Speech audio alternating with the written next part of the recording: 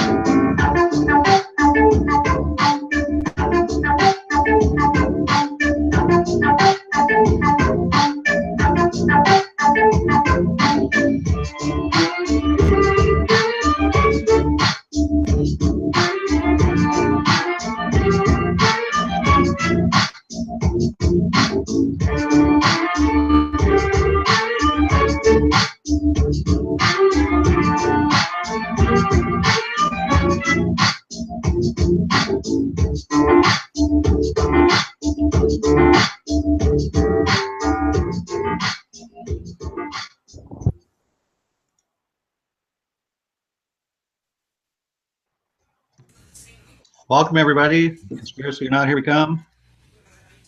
It's Sunday. It's 12 o'clock p.m. noontime Eastern Central. It is February 19th, 2017, and look who we have with us. We have Zachary K. Hubbard, and joined as always, Ian and Amy. Hello, everyone. Hello, Zach. Hello. Hello, hello. Thank you for having me. Thanks for being here. Appreciate it. We are waiting right now for our friend Conscientious Objector to join. I don't know what his problem is. Maybe he's getting the 403 error message. I do not know. He should have been here a little while ago. So he could pop in anytime, but we're going to go ahead and move forward as scheduled. So, hello everyone. Ian, Amy. Hi, guys. Howdy. Hey, Aaron. All right, you guys. Welcome, Zach. Been a big fan of your videos a long time. Watched you for years. Great work you do. Thank you. Just wanted to give you that. Appreciate that. For sure. I agree. I've been watching for a number of years now too, and fully enjoy them. I too have been subbed to you for a long time. I've been watching your videos for quite some time. I don't catch every video, but here we are. So what I would like to do right now is I would like to read a couple of paragraphs that I had jotted down this morning and sort of set the tone for the evening. And here we go.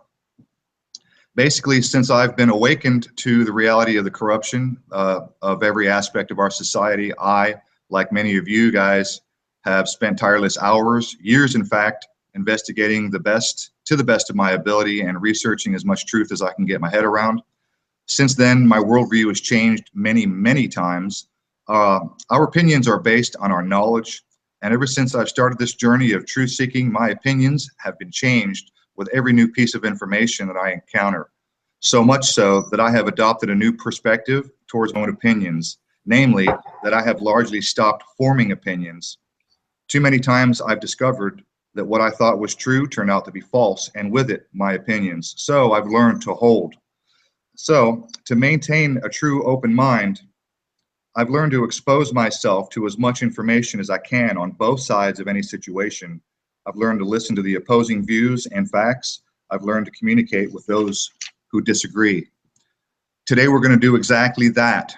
Zachary Hubbard is without a doubt a controversial presence on the internet. Many people take issue with him and his assertions. Today we intend to show the world that respectful discourse can and should take place between those who hold differing viewpoints.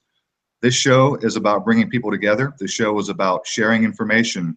It's about creating an atmosphere of intelligent debate, expansion of knowledge, and most importantly, a greater understanding of each other and the world at large. And with that, I present Zachary K. Thanks again for being here, buddy. I appreciate it.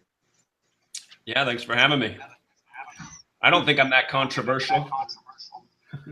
Well, you certainly are. In fact, I doubt that there are a few people on the internet who have other people making videos about them than you do. Maybe you're not aware. Well, I'm aware of that, but I think it's not because I'm controversial. I think it's because a lot of people want to discredit me with slanders. like your Okay. friend who's not here. Yeah. Yeah, I wish don't you know would- what's happening, but I gave him the link a little while ago, and go ahead, Ian. Is he in the chat? Is he? Oh, you know what? We just got going here. Let me go look at the chat and see if he is in the chat, because he might have trouble with the link. Maybe that's his issue. Give me just a second here. I'm not seeing him in the chat.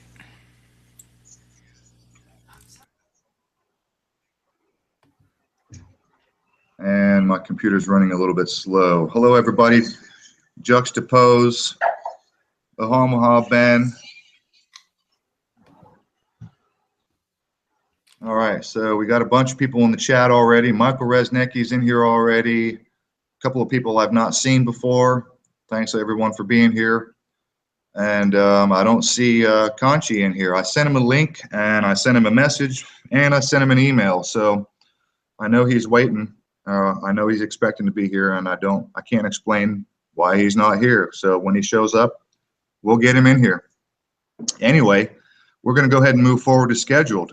Zach, let's go ahead and start off with the main reason you're here. Our friend, he's a friend of the show, and he's a friend of ours.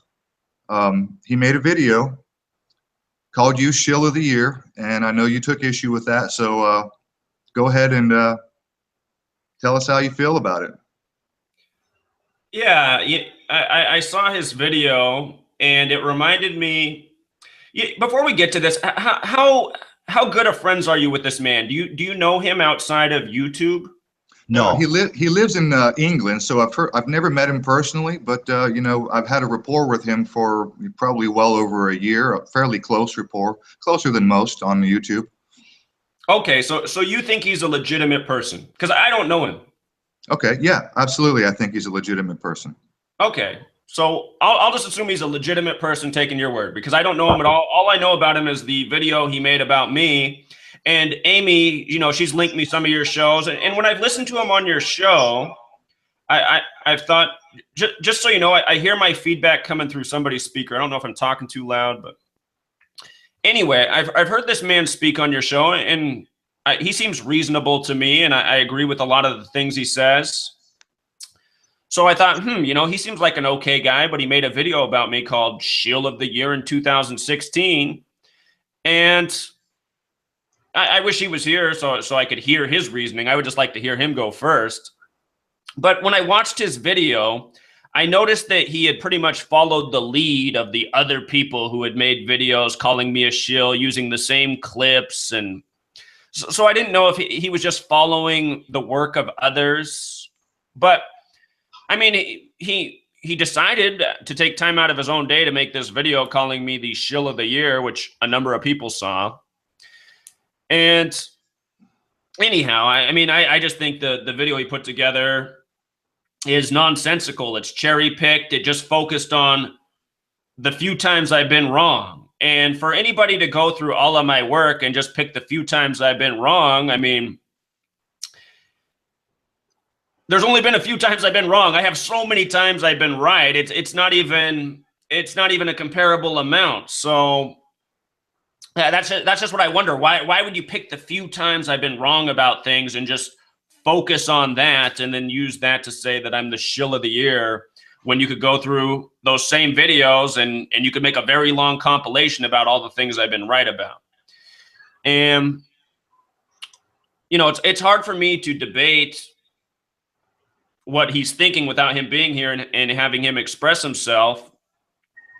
So Well, all right. Well, I've got a couple of points that I jotted down after reviewing his video again in preparation for the show. I did jot down a few of the points that he did make, and I agree with a couple of them.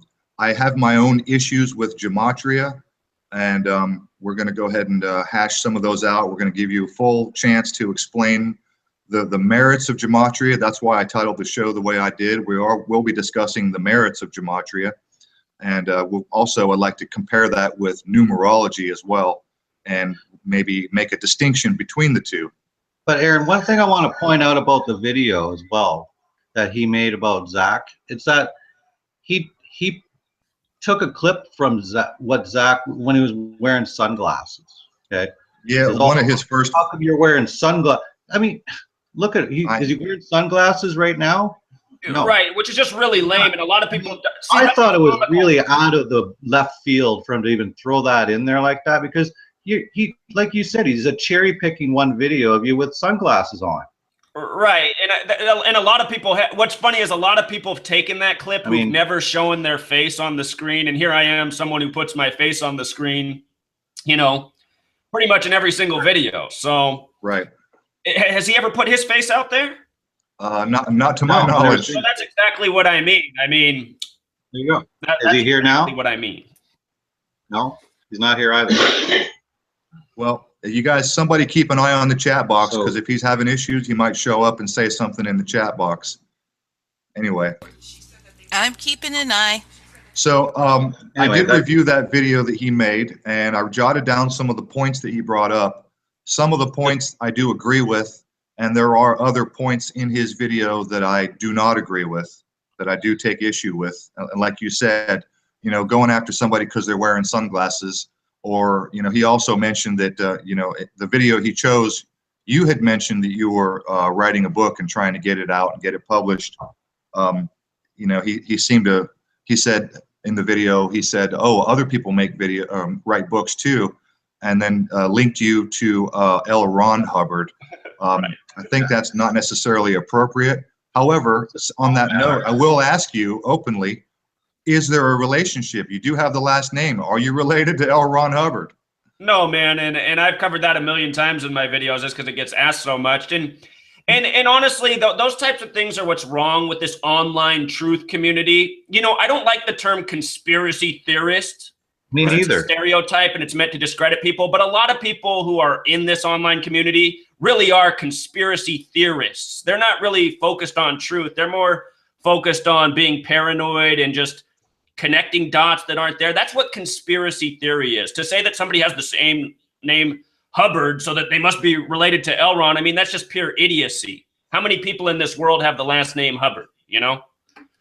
Well, probably a lot, and maybe there's old Mother Hubbard. And is she related? Yeah, right. The old Mother Hubbard too. I mean, this is how ridiculous it is, though. I mean, it's using straw man logical fallacies and comparing it. You know, it's just, I don't agree with that, right? Trying to connect a name like that. Right. Stick to the facts. Yeah. I mean, I'm a conspiracy theorist. I throw conspiracy theories all the time on this show, right? I predict things. I predicted that Obama would probably be killed, or, you know, before he'd take over the elections and stuff. I had some conspiracy theories myself, right? That there wouldn't be the next president. I said that for a long time. I believe that, but, you know. But when it comes to honestly, using logical fallacies to argue, it's worthless. Right. Right. Anyway, sorry. Go ahead, Aaron. No, I was going to ask Zach to go ahead. I thought he had something to add there. Oh, I was just going to say, well, I'm right there with you. That was a mistake I made, and I think the conscientious objector had that in his video. I thought that they were foreshadowing an assassination of Obama as well. A little more than a year ago, though, I put out, well, part of the reason I thought that was because of the number 44 being coded on Obama. Right. All throughout history, every single major assassination you've ever heard of comes back to 44. But more than a year ago, I realized that Obama, even though he's the 44th president, he's only the 43rd person to be president. And I said, okay, here's something interesting. Maybe this means that he's not the true 44. Because I was looking for an excuse for him why there wouldn't be an assassination based on the history of assassinations surrounding the number 44. And I pointed out then that the next president, whoever that would be the 44th person following Obama, and perhaps the narrative was for that person. And then lo and behold, more information came along. Next thing we knew, Donald Trump was running for president, and they began forecasting all of these subliminal articles foreshadowing an assassination of Trump. And those articles, which at first were not clear, they turned into stories of assassination scares. There was one in Nevada in June. There was one on November 5th, also in Nevada, 3 days before the election. Do you guys remember the assassination scare of Trump, Reno, Nevada, November 5th? You remember that? Yeah. That was the 411-year anniversary of Guy Fawkes trying to blow up Parliament. 411. Was that on the day? Yeah, on the day. The 411-year anniversary. And the reason that's so interesting is because the word assassin in Jewish gematria equals 411. JFK was supposedly shot from 411 Elm Street by Oswald. And a lot of people don't know this, but the Andy Griffith Show on Christmas Day 1961, they had an episode about a bootlegging family getting busted at 411 Elm Street. You know, think about the Kennedys bootlegging family. Right. Okay. That episode came out on Christmas Day. The word Christmas in Jewish gematria sums to 411, just like assassin. And then think about that. Donald Trump, assassination scare, November 5th, the 411-year anniversary of the Guy Fawkes Parliament incident. And also that date, November 5th, can be written 11/5. The day JFK died was a date with 115 numerology. The word killing in Jewish gematria is 115. So is Nevada in reverse ordinal gematria. And Trump had 2 assassination scares in Nevada on the campaign trail. And then, of course, you know, the one on November 5th. So that's just some of the examples. There's been a lot of predictive programming for a Trump assassination. And I really do think that's what we're going to end up seeing. That'll end up being a major headline at some point. I don't know if it will be another scare or he gets shot and survives like a Ronald Reagan situation, but I have no doubt that this is what they're trying to clue us into with the ongoing stories by the numbers. Yeah, it just seems like too much of a coincidence, and there's so many of them, you know, over the years. It's just everything seems to just tie together with the numbers. The concern we have is that, okay, there's so many different types of gematria, right? That's a major concern for a lot of people, including myself. There's even like satanic gematria as well. There's this offshoot of, you know, so when it comes to, yeah, go ahead, Aaron. No, you please. So when it comes to, you know, what matching the numbers, it seems like it's being cherry picked throughout a bunch of different gematria systems, right? No, I've never cherry picked. When I started the research, I was aware of 2 methods based on the alphabetic order. And just with those 2 methods that are interrelated, it exposes a lot. And if you read about this study, you know, it said that there's over 200 gematria ciphers with the English language that are in use. And for the first 6 months of this research, I only knew about 2 of those methods. And even with those 2 methods, you can show how all throughout history, you know, events have been coordinated by these numbers. These other methods, I mean, they are all relevant. This is a well-built system, a very special system. And the more aware of it you are, the more you can see. But you don't need to cherry pick methods to get results. You could just use the alphabetic order. A is 1, B is 2, C is 3, up to Z is 26. You could just use that method and go through all of history, and you would uncover a lot of history by the numbers. But you're aware of more methods, you see other coding, such as how in Jewish gematria, assassin is 411. That was something the first 6 months of my research I didn't have a clue about.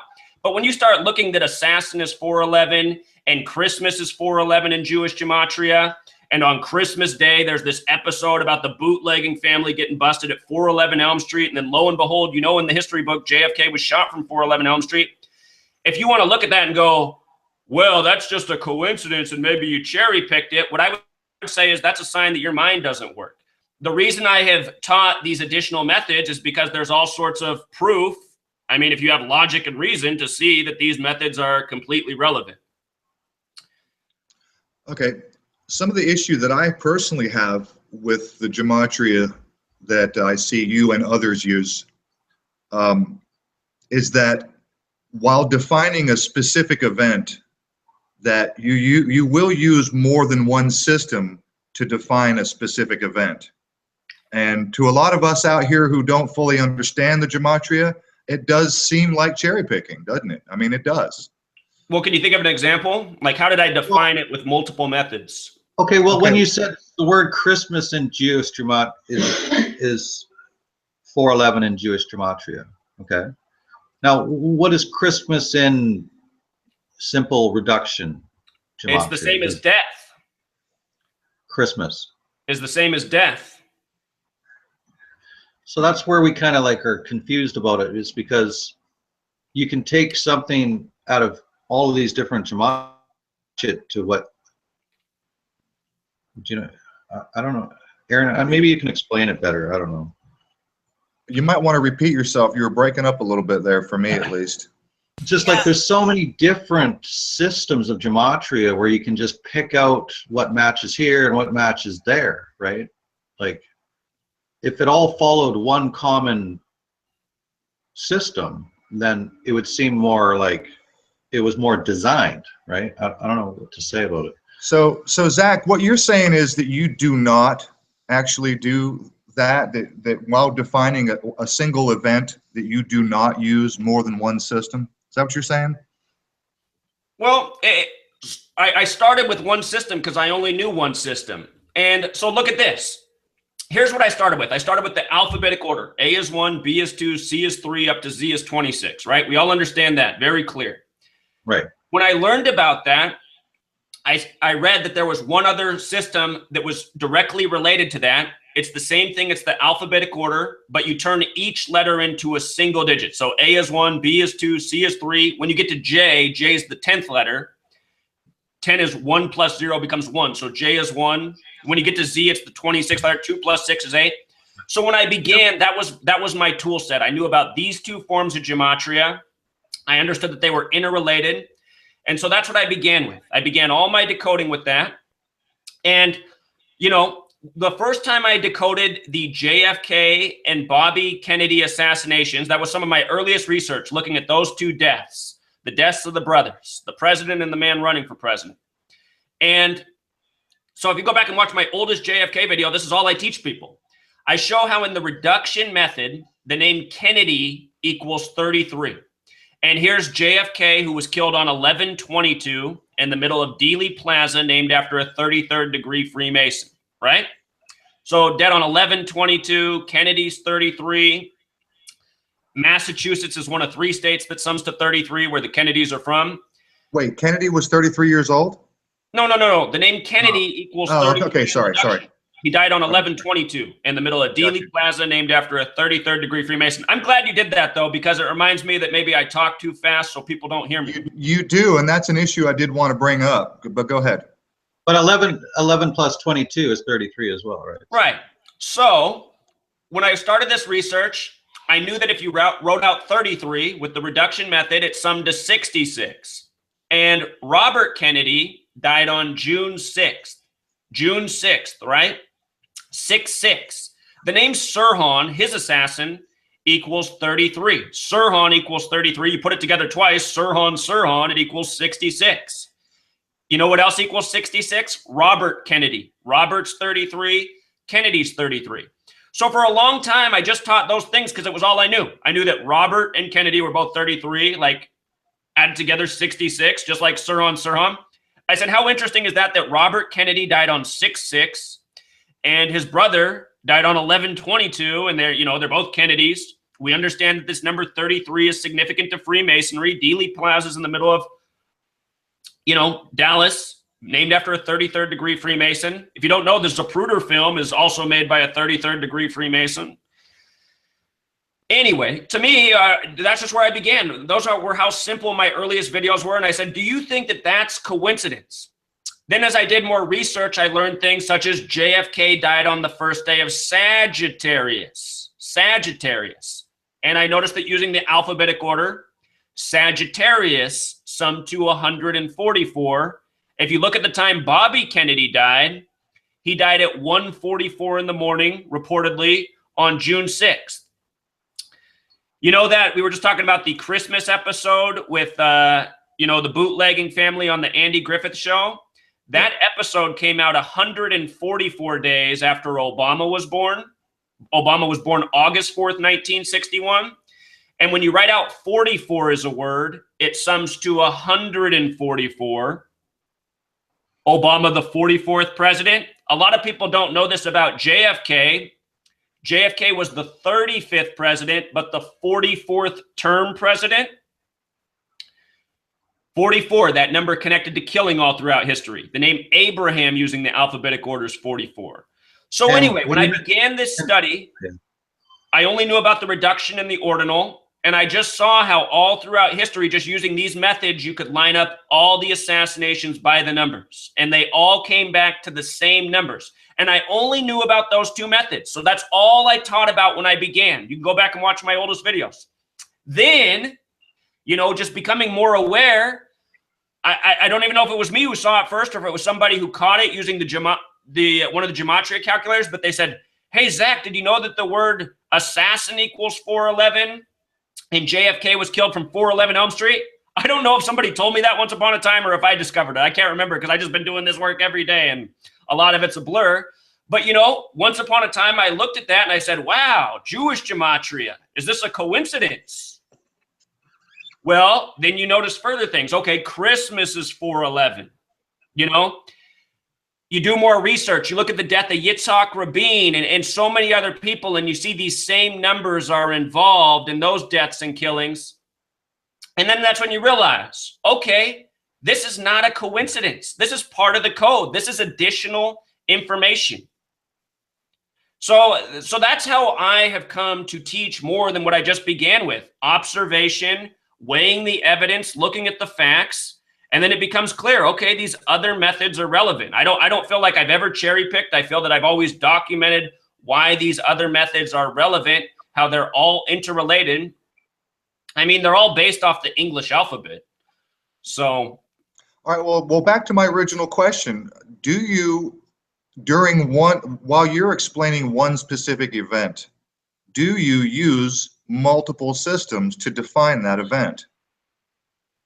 Sure, if it's relevant. I mean, if I was doing a presentation on John F. Kennedy, I would show you all the different layers. Yeah, absolutely. I mean, if it's relevant, I'll show it. But if you look at my work and you look at what 90% of it is, it's those two methods that I began with. Almost everything comes back to those two methods. All right, fair enough. But can you see how some of us out here on the other side who are not as familiar with this system of gematria that you're as familiar with, can you not see how some of us would view that as cherry picking though, right? I mean, if you're going to say, look, this means this in Jewish gematria and this means this in Jewish gematria, and oh, by the way, this, if you write it out, means this in ordinal gematria, it seems like, look, there's so many possibilities that you could very easily be cherry picking. Well, if somebody tuned into one of my videos and had never seen any video, hadn't seen the progress from the beginning, because I mean, that's what it is for me. It's like, for me, it's been a progression. I know where I started and how we got to this point. And anybody could take the time to go back and watch the videos and see the difference from the beginning up to now. I mean, at the beginning, I only taught about those two methods. Again, it was all I knew about. So if you just came to my work and you watch now and you go, wait a minute, he talked about reduction gematria and ordinal gematria, and he said that there was Jewish gematria. I could see how somebody might go, wait a minute, that's just all these methods, it seems like he's just, I could see how somebody came to that. And that's also why I've been saying for over a year, I need to get the book out so people can have something in their hands and go through it. I think if you go through things in chronological order and logical order, I think it will help a lot of people see the relevance of the systems and how it is a purposefully built system that has been utilized in just the way I'm showing for our entire history. All right, well, I personally believe that numerology is a real thing. It relates to astrology and the old pagan systems, and there is, without a doubt, some numerology built into these events that are happening. I just have a really, really hard time getting my head around the fact that a human being, or even a think tank, a group of people, are sitting around figuring out whose name means what according to this gematria, that gematria, and coding all these remarkable details. And they are remarkable. They're not, I mean, the coincidences are off the scale to the point where you have to say this is probably not coincidence. And there's somewhere else I want to go with this that has to do with human consciousness in relation to the interview that we had with Dr. Joseph Farrell a couple of weeks ago, where he talked about data correlation experiments with CERN and how it affects human consciousness and how that very well might be responsible for. In fact, we even brought up gematria to Farrell, and that's how we got on the subject. But he suggested that somewhere in human consciousness or subconscious, you know, the collective conscious basically might be what's responsible for this extraordinary coding that you yourself are finding out there. What do you think about that? I mean, do you think it's a person, you know, one of those savants, a really smart person, or a group of think tank people that are sitting around thinking, okay, we're going to have a false flag, it's going to be a staged event, we need this guy, we need his name to equate to this number, and blah blah blah, and we're going to produce the video, and we're going to air the show at 3:11, and I mean, do you think there's people behind it purposefully? Absolutely. That's exactly what you just said. Is 100% what they're doing. That's absolutely what they're doing. I think there's like it would have to be like a high priests or something, or a supercomputer doing this. I have no doubt that they're using computers to help them, but yeah, what you just said was September 11th. I mean, let's do September 11th. Why did that happen on 9/11? I was 18 years old then. It couldn't be any more obvious to me the day it happened that we were being lied to, and they chose 9/11 for a very obvious reason. All right, National emergency on 9/11. The late Bill Cooper is known to have predicted 9/11, even stating Osama bin Laden by name. Now, he wasn't using gematria, and he got it right. He didn't necessarily say exactly when, but you know, he said we're going to have a major attack. It's going to entail this, this, and this, and it's probably going to be this guy's name all over it. And he was dead on. Sure, and what I don't know about Bill Cooper is if he really is an agent or not. I suspect based on his recent behavior he is, because what he's doing these days is no good. He's promoting fear and saying he can't speak out because his life's in danger, and so I don't know who Bill Cooper really is. He's done some interesting work, but let's look at 911 by the numbers. 1968, 33 years before 2001. Right. These things happened. 911 was made the national emergency dialing code. Let me jump in, Zach. I'm sorry to interrupt you, but this is where I take issue between gematria and numerology. Okay, in gematria, you're breaking down names and words and assigning numeric value to letters, which is gematria. But in the case of what you just said, 9/11 having been exactly 33 years to the day from when it was, you know, ground broke to the time it collapsed, that's not gematria, that's numerology. But it's all interrelated. Numerology and gematria are based on the same thing. Yeah, can I add something here? Please. A couple of things. First of all, as far as who is doing the coding of all these events and the scripting, I strongly suspect that we are not dealing with humans. That's just where I place highest probabilities. I don't know for sure one way or the other. So if it's not humans, it could very easily be somebody that has access to some phenomenal technology that could make coding these things, a snap. And there was another thing that I was going to add, but I'm sorry, I failed to keep it in mind. And if I think of it, I'll bring it up later. All right, Amy, I appreciate that insight. And I'm open to all things. I don't claim to know anything for certain. I'm just showing what's verifiable and what everyone else can. Right. Well, can actually, do. I just thought of what it was. Since they're into numerology, we know this. We know they use it. It is, in their opinion and possibly other people's opinions and possibly for real, conceivable that by coding the numbers into the names, they give power to whatever it is that they're doing. It's ritualistic, yes. Exactly. See, Yes. that's where human consciousness comes into play, because when it's well known that our consciousness has a direct effect on the material world. In fact, lots of experiments have been done to show this as definitive. Now, when you have multiple people, and the more you get, the better it is, the stronger the effect. When you have multiple people focusing on one particular thing, then you have a collective consciousness that has a stronger effect on that situation. Right. I agree. It's almost like the Super Bowl, right? Or the Olympics, right? The closing and the opening ceremonies of these events, when you have so millions and millions of people, hundreds of millions in some cases, and everybody's focused on these rituals that they perform, then you have all these millions and millions of consciousnesses focused on that, which helps bring it to power. That's what they call lesser magic.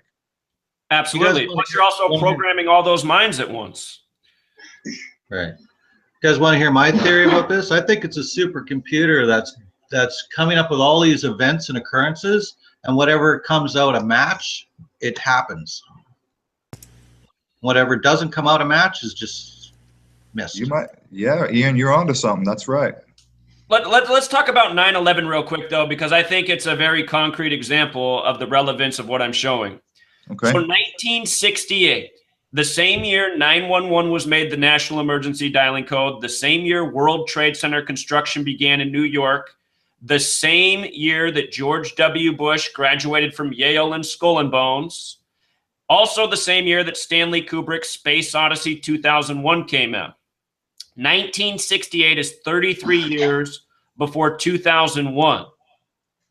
In the language of Gematria, using where we reduce each letter to a single digit, false flag sums to 33. If you write out 33 as a word, it sums to, well, this is using the alphabetic order. A is 1, B is 2, C is 3. If you write out 33, keep that clarified while you go there, please. Right. I want people to know what methods. So the first two methods that I began with, this is where my original 9/11 research was. If you write out 33 as a word, it sums to 156. And the number 911 is the 156th prime number. So 33 years before 2001, we get 911, we get the World Trade Center construction, we get George W. Bush out of college, we get Space Odyssey, 2001. If you write out Space Odyssey using the alphabetic order, it sums to 156, just like 33. And what's really interesting is George W. Bush's birthday is July 6th. From July 6th to September 11th is also 68 days. 68, the year Bobby Kennedy was assassinated, Martin Luther King. Yep. So anyway, 33 years, false flag 33. Something that I learned a year after I presented this is that in Jewish gematria, false flag equals 156. So that's one of those things where I said, aha, look at that. There's another thing with Jewish gematria tying right in. But anyhow, 911 is the 156th prime number. 33 connects to 156. The World Trade Centers were 110 stories tall. The name Osama bin Laden equals 110 using the alphabetic order. And also using the alphabetic order, so does the name Rockefeller. Rockefeller equals 110. It was David Rockefeller who proposed the World Trade Centers, March 11th, 1961. Right. It was his family member, the 49th governor of New York, Nelson Rockefeller, who approved the project. What's interesting is Twin Towers in reduction sums to 49, the alphabetic order with each letter compressed. Twin Towers is 49. 49th governor approved them. Just yesterday was the 49th day of 2017, and reportedly the mastermind of the 93 World Trade Center bombing died in prison. There was an article in 2006 about him that when he dies, there'll be a revenge attack in the United States. So keep that in mind. But anyhow, We're talking about 33, 156, false flags, 68 to 2001. The construction firm that built the World Trade Centers, their name is Magnuson Klemenkic Associates, which also happens to sum to 156. So, you know, just looking at that, doesn't that seem just on the surface beyond coincidence? Yeah, it does. I mean, I'll admit it absolutely does. So that's where I began. That's the ground foundation of all that's coded into September 11th with just those two basic methods. And then if you also take the Jewish Gematria piece, you can go, oh, false flag also sums to 156 in that method. And the floors that were there in the towers as well, they're all numerologically aligned. Right. Yeah, also one of the things the number of people that died that day, what was it? 3,300 something? I thought it was 29. 2977, I think. But one of the things that I think is interesting about the 9/11 event is the fact that if you take the flight numbers that hit the two towers, add them together and divide by 2, it equals 93, the number for Saturn. And we also have Flight 93. And yes, that's the distance from here to the sun, apparently. Basically, 3 93s going. I would also like to point out, since Zach brought up David Rockefeller, that he was on the cover of Newsweek magazine and regarding the construction of the trade towers, and on his watch, his wristwatch was 9/11. And for anyone who wants to look at that magazine cover and take the date numerology, the date numerology of that cover is 93. I already know exactly what you're talking about because it's all part of my research. Look at this. So here's more. If you write out September 11th as words and you write out World Trade Center, in reduction, they both sum to 77. World Trade Center using the reduction where you make each letter a single digit, and September 11th, each letter a single digit, they both sum to 77. And on September 11th, we were told that Flight 77 flew into the Pentagon in Washington, D.C., which is on the 77th meridian. And if you look at the height of the Pentagon, it's built exactly 77 feet tall. And adding insult to injury, you can get the 9/11 Commission report. It says what time Flight 77 supposedly took off and what time it supposedly collided with the Pentagon.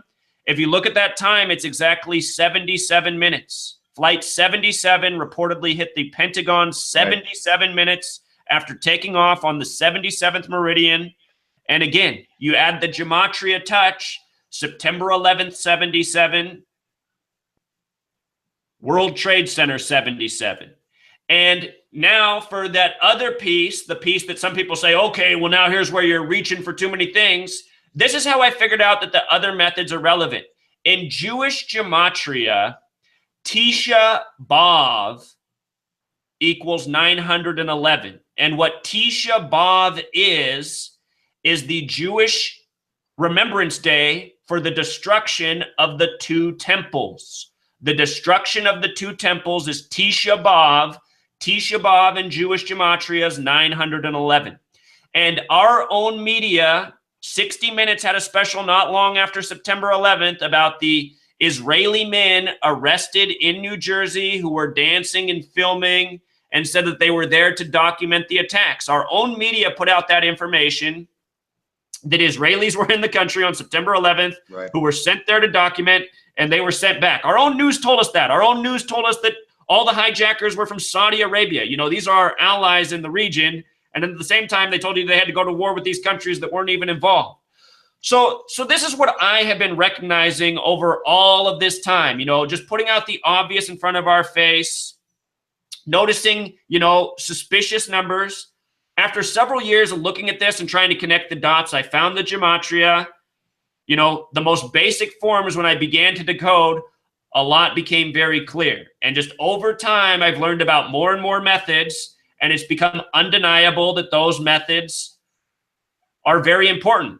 In fact, when I began this research, at first I wouldn't only talk about the two methods because I was worried that if I taught about other things, people would say just what you're saying, that you're cherry picking and you're using these other methods. But it's just undeniable. When you look at what the other methods show within very relevant things, you go, okay, this is definitely part of the equation. This is knowledge people need to know.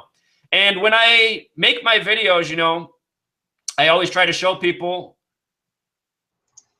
why it is just what I'm saying right now. So okay, we've got a couple of questions in the chat, and before we get too far off, let me just throw a couple of these at you.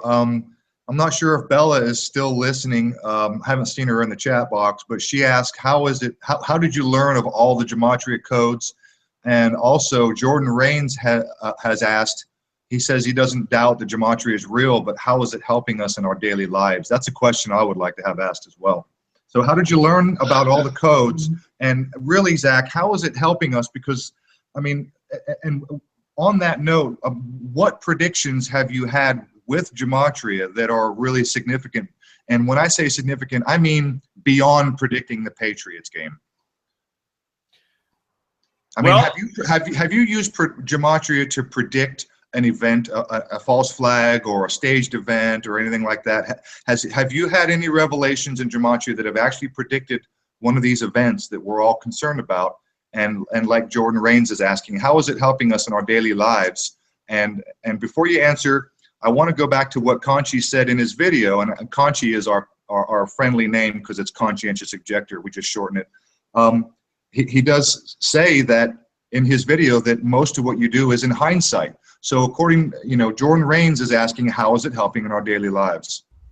yeah, so the first video I ever made, I offered, or actually I take it back, it wasn't the first video I ever made, it was the second video. The second video I ever made was a prediction, and I got a bunch of subscribers right off the bat.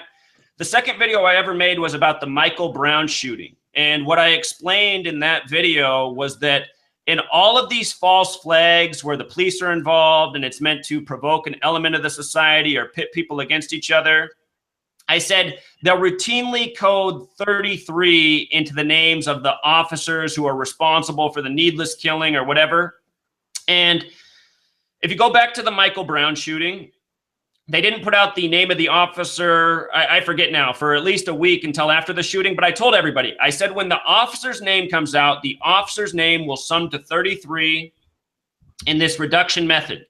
And sure enough, his name came out. It was Darren Wilson, summing to 33. And, you know, that was the very beginning. That was the very basics. And how many times has that same story happened since? It's happened hundreds of times since. So I explained something from the beginning about how they code propaganda, why they use these certain numbers. And, you know, so in a way, I came out with a prediction. I said, this is what your media does. This is what you're going to continue to see with this knowledge. And my point has been proven 1,000 times over since. And yes, I have so many correct predictions that I could hardly even remember any of them. But one of the most memorable in recent time is last February, after Vanity died before the Grammys. I put out a video and I said, here's why Vanity is being reported dead today. I said, look at how her numbers compare with Prince, you know, her past boyfriend. It probably won't be long until we're reading about the death of Prince. And I talked specifically about the number 67 with the two of them. Lo and behold, Prince ended up dying 67 days from Vanity, and he died on April 21st, 4/21. In 1984, his song Purple, or on the album Purple Rain, he has the song I Would Die For You, and he spells it with the number 4, the letter U. Used the 21st letter for you, 4/21, dead on 4/21. 33 years after recording that song. It was recorded in 83. So, you know, Prince ended up dying by the exact numbers I talked about.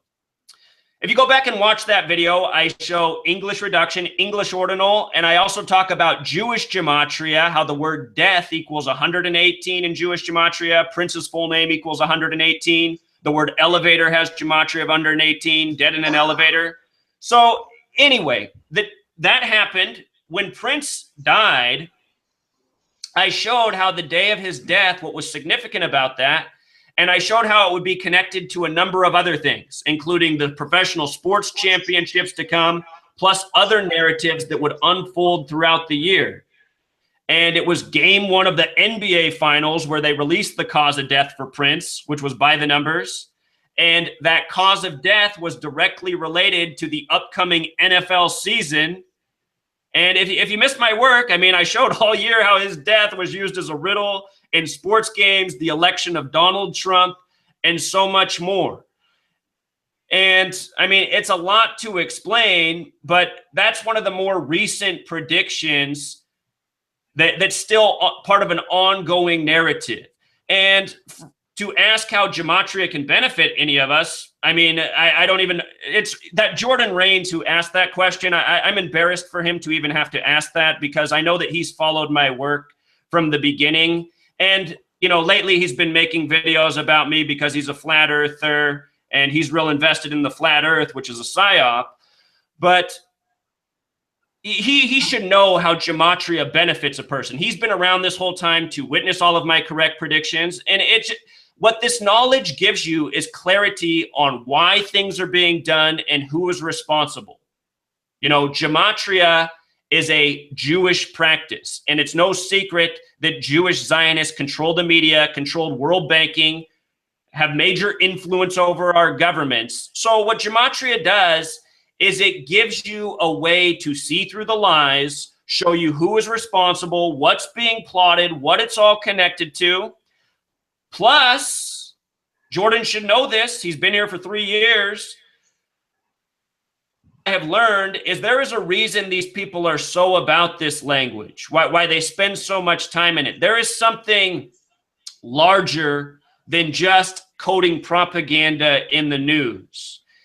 It has become clear to me that, you know, no matter what your spirituality is, whether you believe in God, like a universal matrix, whatever your belief system is, it seems very clear that these numbers also are created organically within the world we live.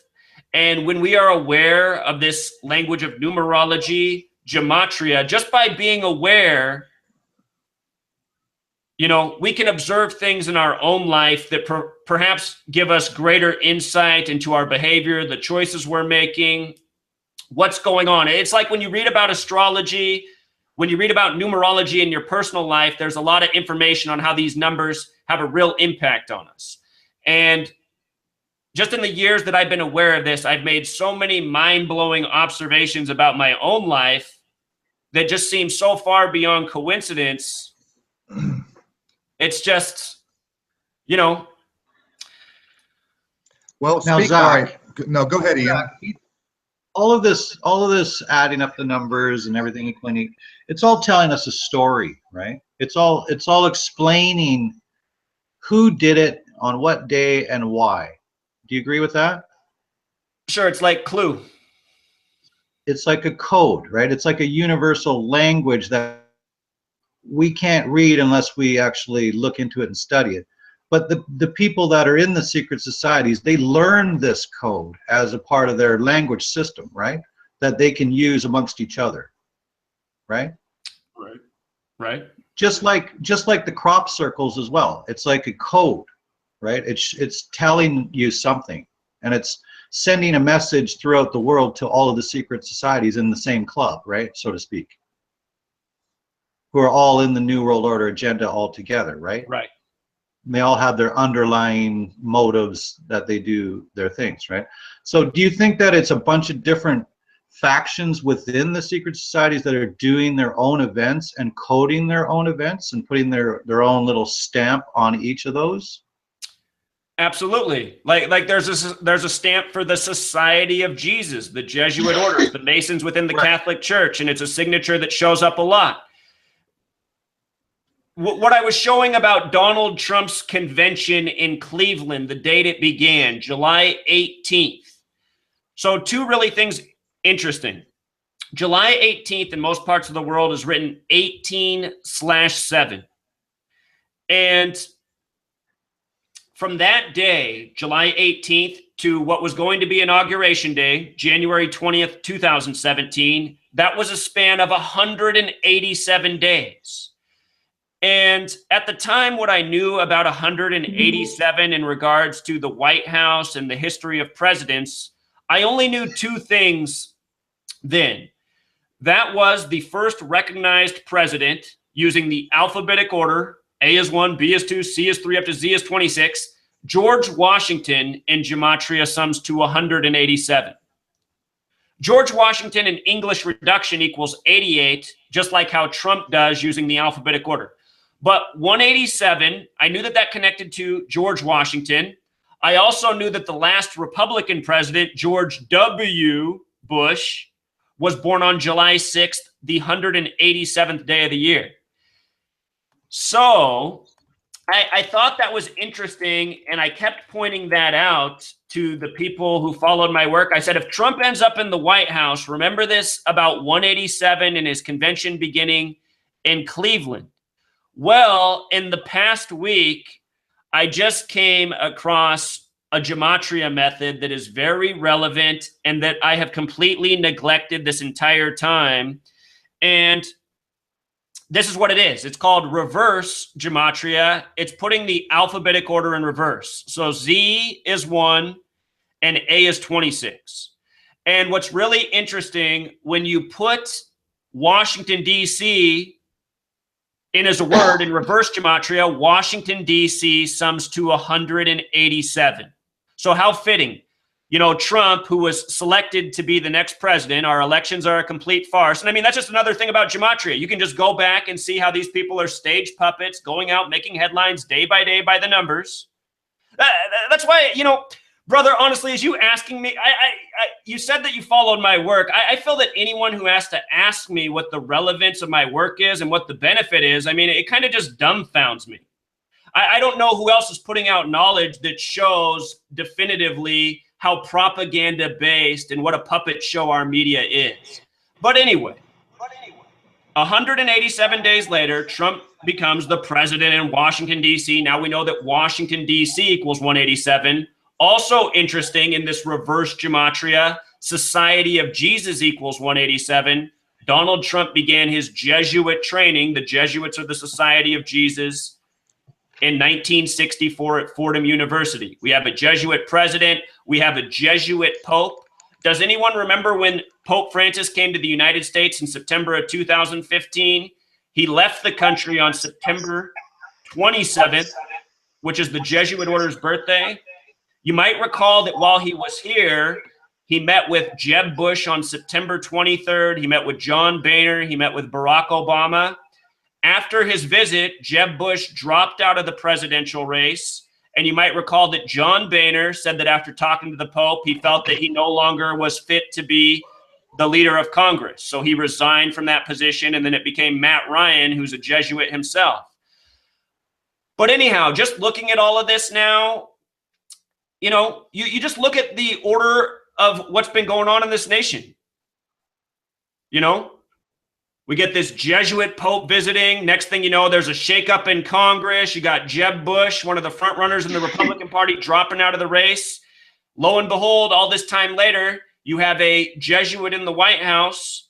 And then you look at this Gematria code and you go, I see what it was all about now. So, you know, this Gematria language, it reveals how the New World Order, which is a Masonic world order, is operating. Donald Trump at that GOP convention came out to Queen, we are the champions. I got to imagine that the majority of people who saw that thought, that's kind of funny. What presidential candidate comes out to Queen, we are the champions, something you expect at a sports game? Well, right away, I just go, I bet you anything. Because right when I witnessed that, I said, I bet you anything today is 88 days from the Queen's birthday. I bet you anything. And then I go to the calculator. Everybody can verify this right now. Type in April 21st. That's the Queen's birthday, the day Prince died. She turned 90 that day. From the Queen's birthday to Trump coming out to Queen at the GOP convention was 88 days. Trump, using the alphabetic order, is 88. So was Elizabeth. So was the color purple, the color of royalty. Hey, remember on September 11th, they had the tribute in light, 88 purple beams in the air. Purple 88, 88 beams chosen. Anyway. 88 days later, coming out to Queen, we are the champions. This is just what's going on. So, I mean, you want to know why Gematria is relevant? It's because it shows you why the puppet show is going on the way it's going on. This is how this gang operates. So what predictions are you working on right now? What do you see at this point? And by the way, also I want to ask you, is there a system out of all these Gematria systems, which system do you find to be most relevant or most revealing? And what kind of predictions are you working on right now? So for the same two I began with, you use those two, the alphabetic order, A to Z, 1 to 26, and also the interrelated method where you just turn each letter to a single digit. I still think those are the two most relevant. However, if you can go to this website, gematrinator.com, that's GEMATRINATOR.com. If you go to that website, there is a very new Gematria calculator built by somebody who follows my work. On the left side of the screen, when you get to the calculator, there's check boxes for methods. And some of these methods that are on this calculator are methods I've never even worked with, so I don't have any familiarity. But what I would recommend to anyone to do is come to this calculator and leave 4 boxes checked. One that says reduced, one that says reverse reduced, one that says ordinal, and one that says reverse ordinal.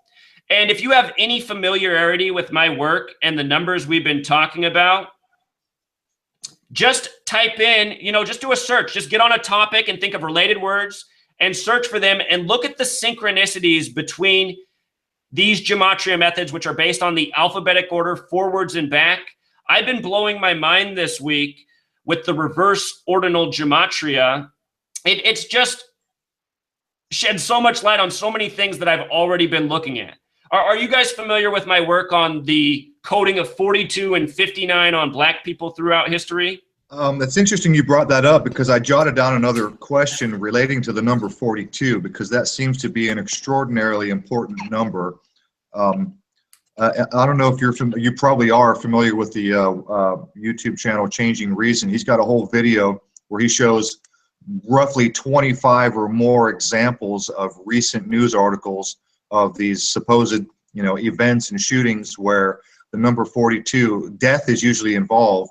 The officer was 42, or there were 42 shots fired, or the bus crashed and 42 people on board. So the 42 number is a really important number as far as I know. And again, that goes back to, in my mind, that goes back to numerology and not so much Gematria. Well, numerology 42 doesn't even matter. 42 doesn't matter in numerology, so it couldn't go back to numerology because 42 is just 6. So that doesn't have anything to do with numerology. What you just said is completely false. So 42 could only be relevant in Gematria.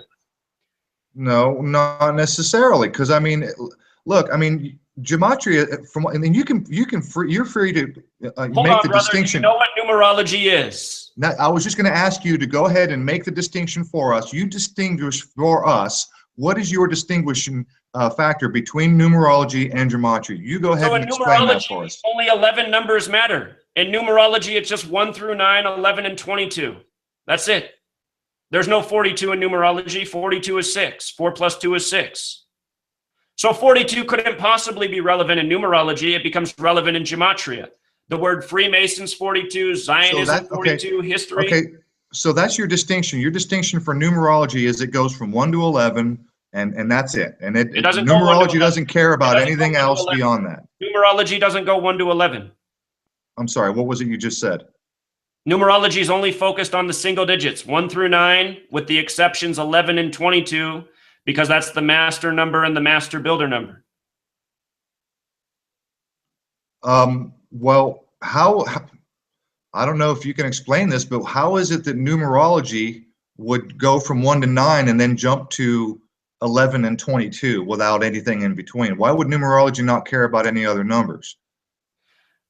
So, brother, I'm not telling you something that's not true. I'm telling you what numerology really is. I'm just trying to get you to help us understand from your perspective. Okay, so yeah, I don't mean to be an ass. Numerology is really 1 through 9 and 11 and 22. And the reason 11 and 22 are special is because it's the master number and the master builder number.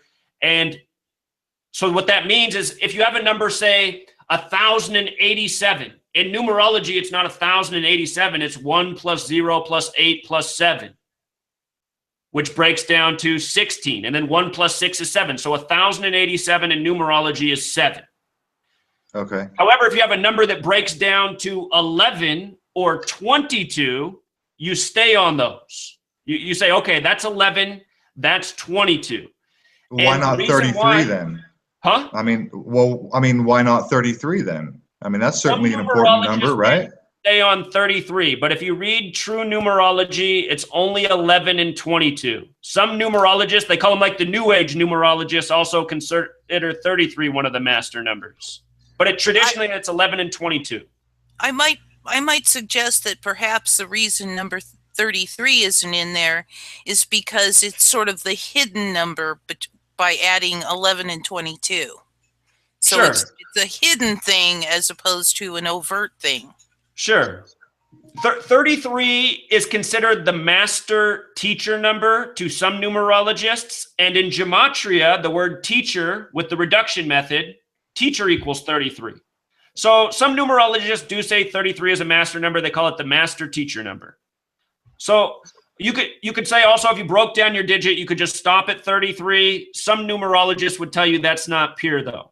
But the reason 11 and 22 are special is because 1 is the most powerful digit in numerology. You read a numerology book, the longest paragraphs are going to be about 1 because of all that 1 represents. 1 is the only number that can be divided into any number. That's not true of anything else. So it's special, it's unique, it's the most relevant.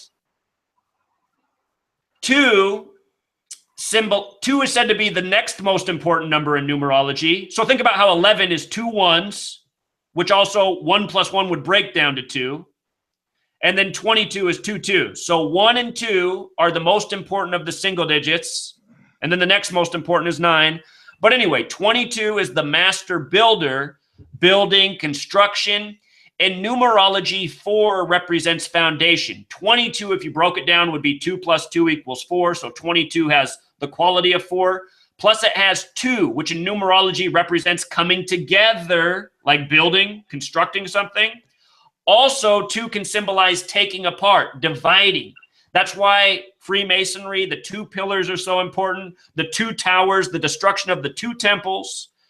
So this is the distinction between numerology and Gematria. They're both studies of numbers and the meaning of number, the relevance of numbers. They're interrelated.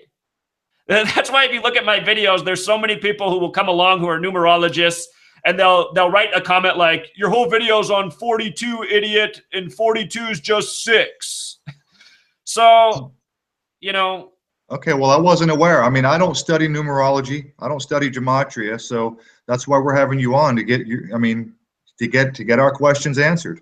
So, right, and I wasn't calling you an idiot. I was saying, like, I get comments that are left for me like that all the time, and I'm saying, yeah, I know that 42 is 6, but I'm teaching you about Gematria, which is an interrelated study and shows the greater meaning behind these double-digit numbers before you break them down. You know, I mean, look, if we on myself and our other panel members, Ian and Amy, if we were, you know, heavily into all this stuff like you are, then, you know, these questions wouldn't even come up.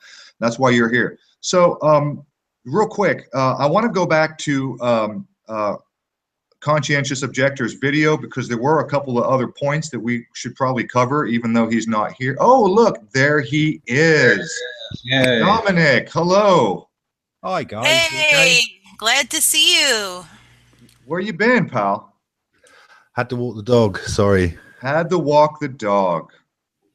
Okay, listen, I want to throw this question at Zach real quick, and then we can go back to what we were about to discuss, which was basically I was trying to bring the conversation back around to your video. Now that you're here, I don't have to do that. You can do that. You guys can talk about that. We have, I'm sure you're aware, Zach, on YouTube, there's the journalist who lives down, I don't know where it is, it's Philippines or somewhere, I don't know, 108 Morris 108.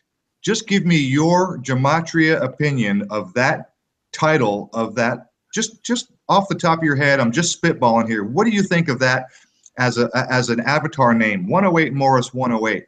You're the expert. And who is this person again? Oh, you're not familiar with 108 Morris? He's a journalist, and he actually lives out of the country. He lives. Does anybody know specifically, by the way? Philippines, I He's think. in South. I thought it was South Africa.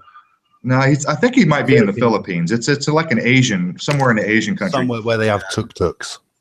So his name is 108 Morris 108. Correct. Yeah. Okay, so here's what's interesting about that. This will connect some dots we already talked about. Using the alphabetic order, A is 1 up to Z is 26, the word geometry equals 108. And in numerology, that would be 1 plus 0 plus 8 comes back to 9. 9's the glue in numerology, which we didn't get to. But anyway, we were just talking about reverse ordinal gematria, where A is 1, or excuse me, where Z is 1 and A is 26. In reverse ordinal gematria, geometry is also 108. It's the same forwards as it is backwards, and there's not many words that are that way. We were talking about the Andy Griffith Show foreshadowing the death of JFK from 411 Elm Street. The Andy Griffith Show, using the English reduction method, where we make each letter a single digit, the Andy Griffith Show is 108. And Dealey Plaza, where JFK died using the alphabetic order, is also 108. And there's a whole lot more to this, but understand, gematria is geometry within the English language. And now you're talking about this man, 108, Morris 108. I have a feeling that guy knows a thing or two about gematria. So according to the numbers that you were just throwing around there, I mean, what conclusion can I draw from what you just said? I mean, is this somebody to trust? Is this somebody likely not to trust? What do you think? I mean, I wouldn't ever dismiss somebody because of the gematria of their name. I see that's what I don't like. A lot of people have taken, made videos about me and saying, "Oh, Zachary K. Hubbard sums to the same thing as Skull and Bones." But to me, it's like, well, who cares? Did I go to Yale? Was I in Skull and Bones? I mean, that doesn't matter. I went to Arizona State University. I'm a public school kid, come from nothing. I had no connection to Yale or the Ivy League.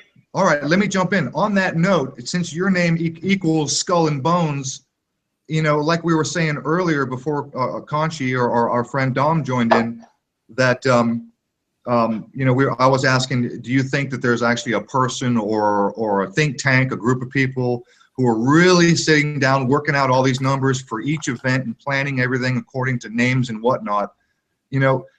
I mean, what a coincidence. Zach Hubbard equals Skull and Bones. I mean, what can we say about you? And I'm not dogging you. I'm just saying, wow, there's one of those coincidences that you tend to bring up all the time. Well, what I'm showing is how predictive programming is being encoded by the numbers and foreshadowing real events to come. I mean, do you think it's the same for what, I mean, I've shown you a lot about that Andy Griffith Christmas Day episode and the 411 Elm Street and the bootlegging family getting busted. Does that seem like the same kind of connection, that episode to what happened in Dealey Plaza on November 22nd, as what I just said? I mean, that Zachary K. Hubbard equals Skull and Bones. Does those seem like equal connections? Well, it's like, again, it reminds me of the question that Jordan Raines brought up. How does that help us in our daily lives? And the question I asked you 5 seconds ago about how is it, I mean, what conclusions, when I asked you about Morris 108, what conclusions might we draw if we work out gematria and it turns out that this guy equals this or this guy equals that? He's 33, you're Skull and Bones. I mean, how do we work out conclusions besides noticing the coincidences?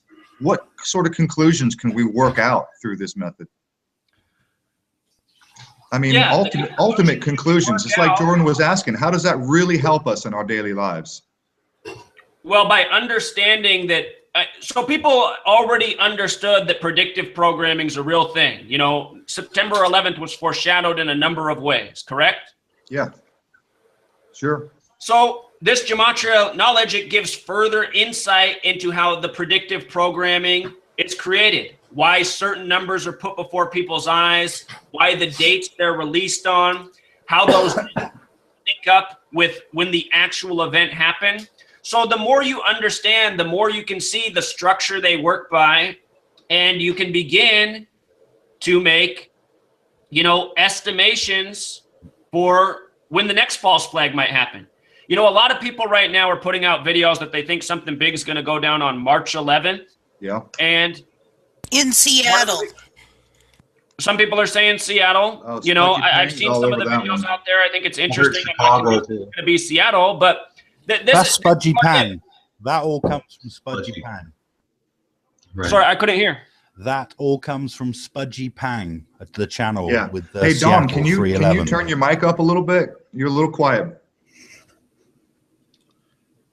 Yeah, so this is additional knowledge to have to understand what is being done in our society and why. And if you follow my research, I explained that it all boils down to Saturn. Saturn, the keeper of time, having to do with judgment, death, the powers that shouldn't be.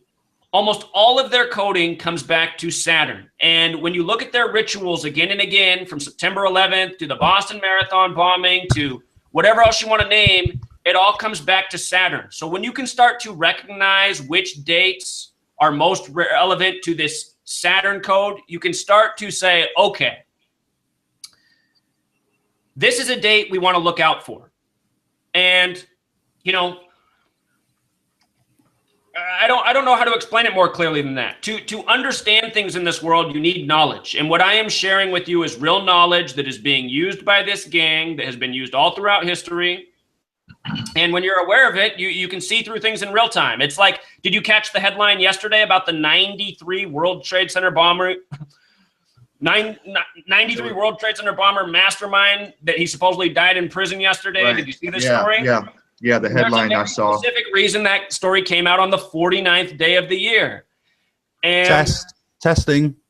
Yeah, that's better. And Zach, I just want to make another point. It helps to thin the veil as well. We're actually, we're seeing what they use, and our minds are using it against them, because when we combine incidences to numbers, we know what to look for as well in the next false flags, right? We see 33s all over the place, and we see this and that, right? So it helps us thin the veil. Right. Absolutely. Okay. Exactly. Okay. Like Hold one piece of the on, puzzle hold on. we're putting together. So go ahead. I want to get Can I just Conchi say in here. something? Go ahead, Dominic. You're talking about thinning the veil here, yeah? Yeah. Well, that can only be done with hindsight, in all honesty, because people make predictions all the time, and guess what? They get them wrong all the time. So if it were really encoded, every single event, you would be able to trace it, and so far no one has been able to, have they? Can I make a point on that? I think that one thing that they're doing, especially lately, is that they are seeing that people are becoming aware of these things that they have coded, they have planned. And it is very possible that they say, too many people know about this, we can't do this. So we've also got that to throw into the mix as well. Just because we see it doesn't mean they're gonna do it.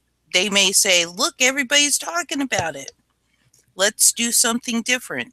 Let's not do that.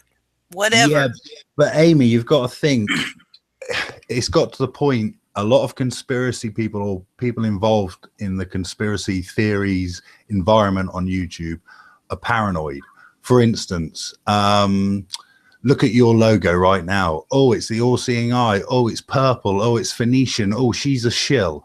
And it's Amaratu Solar. It's the sun goddess. Yeah, sun exactly. goddess. Yes, and look, for me, I've been called a shill because I've got a black and white animal, so I'm clearly Masonic. Yeah. Oh, yeah, dear. but this is where paranoia leads, isn't it? You see? Well, I agree with you to that extent, that there is a lot of paranoia. However, what I'm trying to say here is that they are clearly using this system. I after watching Zach for several years and all the things that he's shown, whether predictive or in hindsight, it doesn't matter. The coincidences become the probability of the coincidences just gets astronomical for, any given event having 6 or 7 key elements all matching. It's like that can't happen on an organic level. I just can't believe that is an organic thing. It starts getting in the realm of beyond what coincidence would allow in some cases. Exactly. So we've established they use this, but we could also say that they are. It's not like they're paying us no attention. They're watching us certainly closely. Certainly. And if we catch on to something that they're going to do and start saying, hey, let us suppose they're going to do something or have planned something on the March 11th in Seattle. Let's just suppose that. All of a sudden, all these people are going, look, March 11th, Seattle, look, everything seems to be lining up. They seem to be saying this. And they go, let's not do anything because we don't want to validate. And then all of us out here calling it out look like idiots. Exactly. But there's absolutely no question that these people, these psychopaths, love their numbers. There's no question. The Bible is coded, the Talmud, the Torah. There's no question that there's coding, there's numerological coding. And in fact, Christine Lagarde, for Christ's sakes, came out recently last year and said, I want you all to think about the magic number 7. I think that was a few years ago now, but you're right. A few years ago, so there's no question whatsoever that these guys love their numbers. Now, okay, with that, Conchi, your turn. Go ahead. Okay, right. You want to hear about numbers? Earlier on, I don't know how familiar you guys are with the Madeleine McCann case. I'm fairly familiar with it. I watched a lot of Richard Hall's stuff on it. Right, she's the little girl that went missing in Portugal, right? Half a mile away from Sigmund Freud's pedophile cousin's house. Yeah, and Cliff Richard lived there as well, who's another knight. The Podestas were supposed to be renting that house. They were in the area at that time. The Beach of Light, Praia de Luz. Okay. Beach of Light. Well, it's recently come up again. I don't know if you want to do a search, but I found out the law officer or their legal department is called Elizabeth Duarte.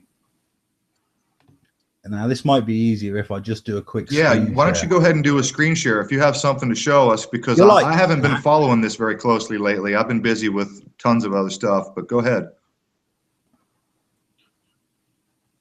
And then we're going to get back to the original. Okay, have you got that?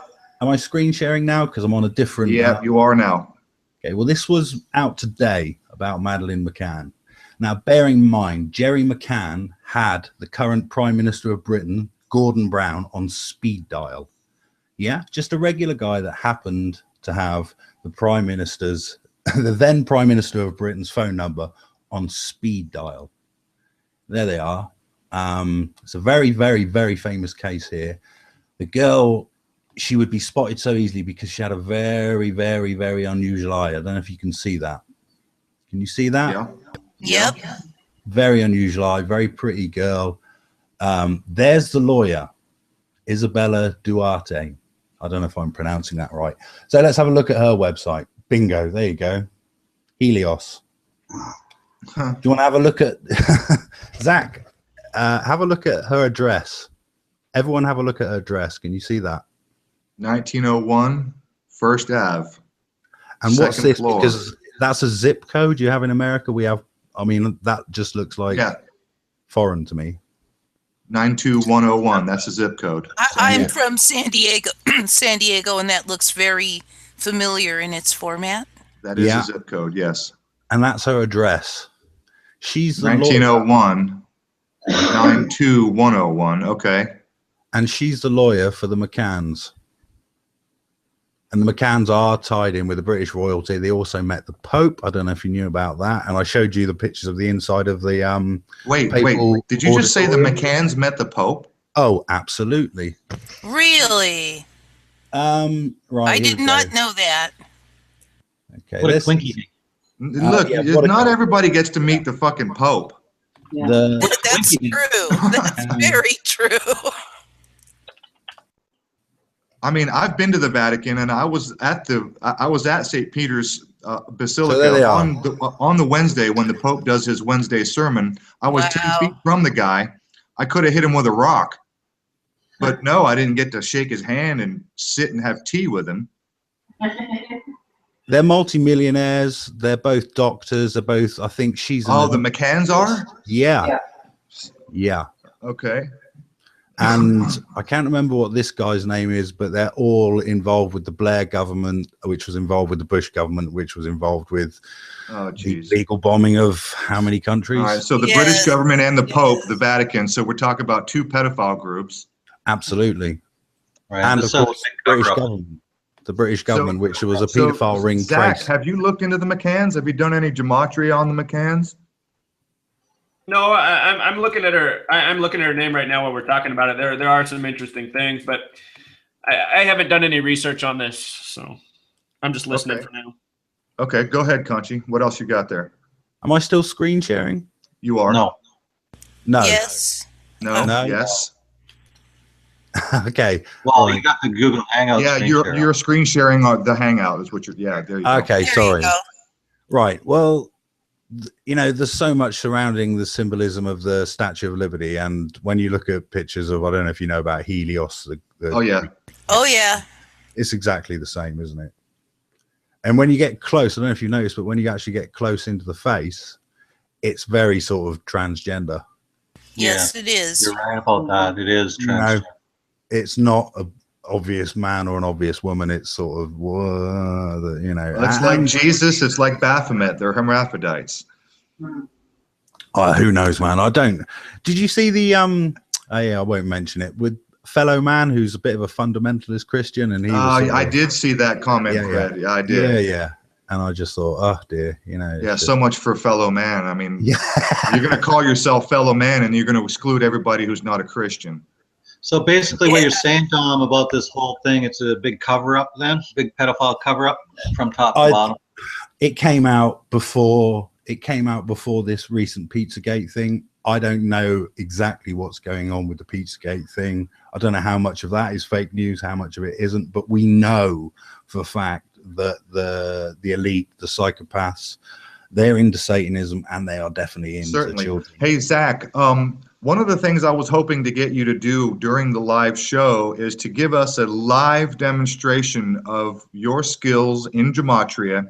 And since you have not looked into the McCanns, and you said you did, at least there for a moment, you were looking up something, you said you found something interesting. Why don't you go ahead and show us what it is? Just go ahead and do a quick, brief, gematria reading of the McCanns or the incident. You can take your time, you can screen share, you can look up stuff. Just give us a quick, your interpretation. Sure, and I don't even know if I'll necessarily have an interpretation, because I got to do the work and see. Take your time. We don't have a time limit here. You just do what you got to do, because I was really hoping to get you to do a little bit of live gematria right in front of us while we watched. And this is a good example, since you have not spent any time researching this particular incident. So you can give us the rundown on the names, the McCanns. You could also might want to look into Sigmund Freud or his brother Clement Freud, who happened to be had a house supposedly rented by the Podestas, John and Tony. I think they were supposed to be in town. It was in Portugal. I don't remember the date the girl went missing, but let's just do that. Spend a few minutes doing that and see what we come up with. I just want you to do that live. Sure. So what stands out to me about her name, so often we see these people with the same initials in the media, the MMs, the RRs, the SSs. He's right. You do. Be disproportionate when you pay attention to mainstream media, how often you get a person that has the same two initials. LL. And, what's that? LL too. Oh, Sure. you also remember Mason Wells, which was MW, wasn't it? Mason Wells. What happened to him? W, that's another one they like, right? The M and W inverse of each other. Yep. So what stands out to her, because this is a missing person, right? A mystery. Well, not only that, but because it was the way they'd left the child on her own. They'd left the children on their own, you see, and they'd gone off to have a few drinks. So they should have been blamed. And the Portuguese police that initially investigated them put them as prime suspects. They were absolute prime suspects. And Amy, you'll know about this because you've seen Richard Hall's investigative stuff. They had cadaver dogs in. They had cadaver dogs in, which are these dogs have never been wrong. They've been used by the police all over the world, by the FBI, CIA. They've been used. These dogs are spot on, and they both went positive for a dead body in the McCann's apartment and a dead body in the McCann's hire car. Now, another coincidence, yeah? These dogs have never been wrong, apart from the one occasion on the McCann case. Right. It's sort of like 3 high-rise buildings fell from fires on being hit by 2 planes. It's the same sort of thing, right? What did you think about the address of the lawyer for the McCanns as being 911? 911 in there. And yeah. So what stood out to me about the address, can you say what the number was again? Was it 10901 or something? One moment. 1901. Right. So I heard you bring up the Vatican and the Gematria for the Society of Jesus, which is the Jesuit order, is 191. And this number shows up again and again with rituals involving the Pope and the Vatican. That address has that, 191 sequence within it. So I find that interesting. What stands out to me about the day she disappeared is she disappeared on May 3rd, which is the 123rd day of the year. May 3rd's the 123rd day. The word conspiracy equals 123. In addition to that, in what though? In what? I mean, you haven't said. Is that in English ordinal? Is that in Jewish? That's an English ordinal. A is 1, B is 2, C is 3, up to Z is 26. Yeah, Zach, please try to not skip that part. When you start saying it equals this, it equals that, please keep in mind that those of us listening are wondering what system you're using. So keep that in mind. So that's the English ordinal. That's A is 1, up to Z is 26. Conspiracy sums to 123, like 1, 2, 3. The day she disappeared, May 3rd, 2007, you can take the date numerology by going 5 plus 3 plus 20 plus 07, which sums to 35. That would break down to 8, but 35 is interesting. There's only been one Catholic president in the history of the United States. That was JFK, the 35th president. The word Catholic, using the alphabetic order, but reducing each letter to a single digit. The word Catholic equals 35. It was also May 3rd, which can be written 3/5, kind of like 35. So you brought up these points about how this family got to meet the Pope, which is something that very few people in this world get to do. I find it very interesting in light of that information that she disappeared on this date. Also, those initials, MM. M's the 13th letter. 13 in numerology is 1 plus 3 equals 4. So her initials are 1313 or 44. The number 44, all throughout history, as we talked about in the beginning, is connected to assassinations. Killing. The word kill, using the alphabetic order, K is the 9th letter, or excuse me, K is the 11th letter, I is the 9th, L's the 12th, L's the 12th, kill is 44. If you make it the small way, the word execution's 44. In the history of the Catholic Church, there was a 33-day pope. He died September 28th, right after the Jesuit order's birthday, which is September 27th. Many people suspect he was killed from arsenic. Arsenic's the 33rd element on the periodic table. Arsenic, using the alphabetic order with the reduction method, arsenic equals 33. The day the 33-day pope died was a date with 44 numerology. So my point is, in the history of the Catholic Church, there's some major mysteries connected to these numbers. I would have to do a lot more research on this girl, but just based on what you said about the Catholic Church connection and her date of disappearance, very interesting. On a related note, there's a new hit show on HBO. It's called The Young Pope, which happens to have the same gematria as Pope Francis. If you've seen that show, it also begins with a Pope that's a having creepy a dream. freaking show. We talked about that one. Sorry to interrupt. Go ahead. Yeah, that's okay. In that first episode, that Pope has a dream. It begins with this dream of him doing all these things that are kind of out there for the Catholic Church, but in reality, it's a lot of the things that this Pope has already done. Anyhow, what else I realize about this girl in regards to the Catholic Church is she was born on the 132nd day of the year, May 12th. She disappeared on the 123rd. Think about those numbers, 132, 123, re-scramblings of each other. Catholic Church, using the alphabetic order, A is 1 up to Z is 26, Catholic Church sums to 132. So here we have a girl born on the 132nd day of the year, disappear on the 123rd day, a day that had a lot of connections to Catholic. And, you know, I'm sure there's a whole lot more here, but just based on the small amount of information I have, to me, that's already pretty fascinating. I agree.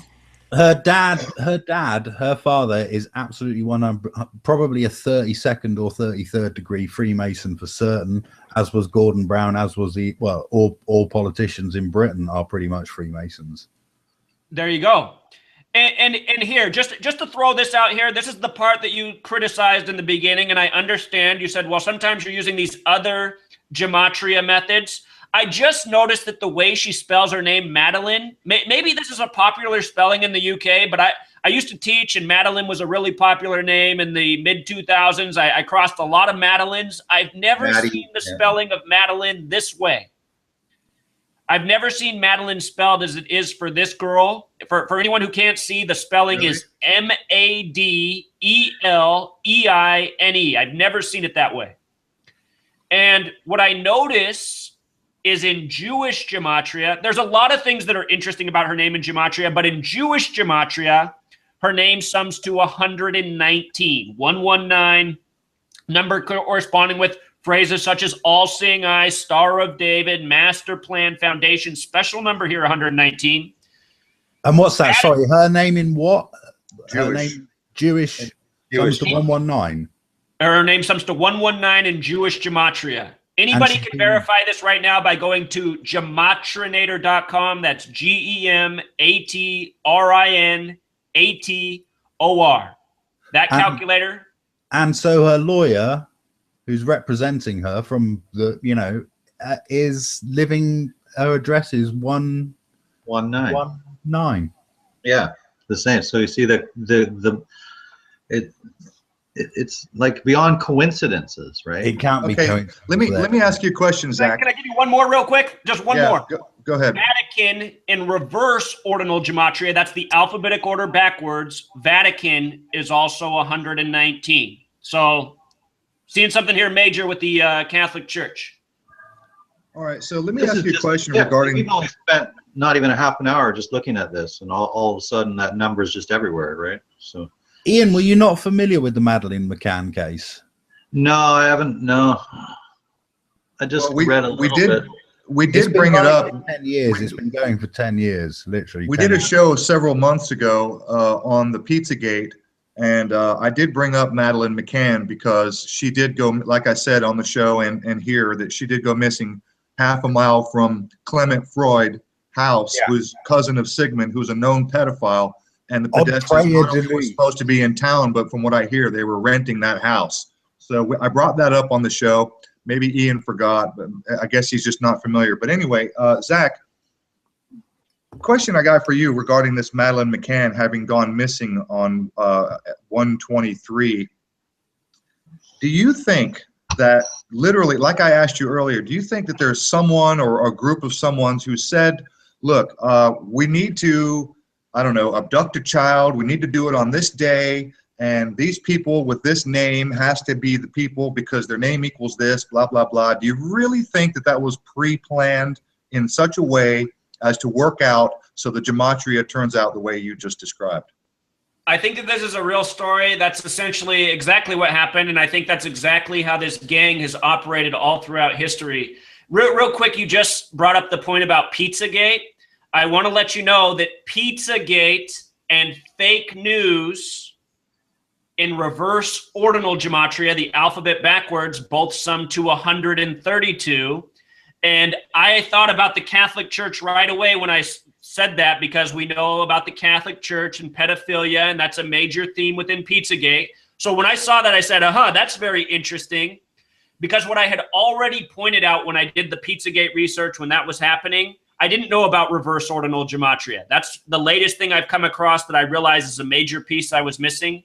What I already had documented is fake news, alphabetic order forwards, sums to 84, just like the word Jesuit sums to 84, alphabetic order going forward. So I already saw that Catholic connection.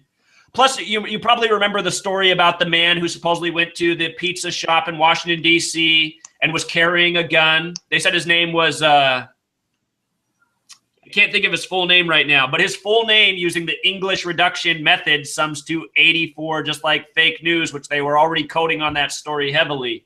Go ahead, finish.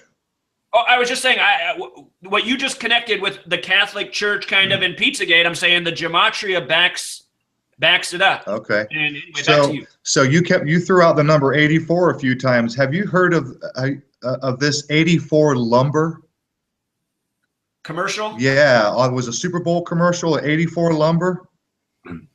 I have, and before that commercial even played, I showed how 84 was going to be a huge number on the Super Bowl. The Falcons, their owner has the same birthday as the Jesuit order, which is September 27th. That's Arthur Blank. The Falcons are on the 84th meridian, Jesuit 84, United States of America, the small way, 84.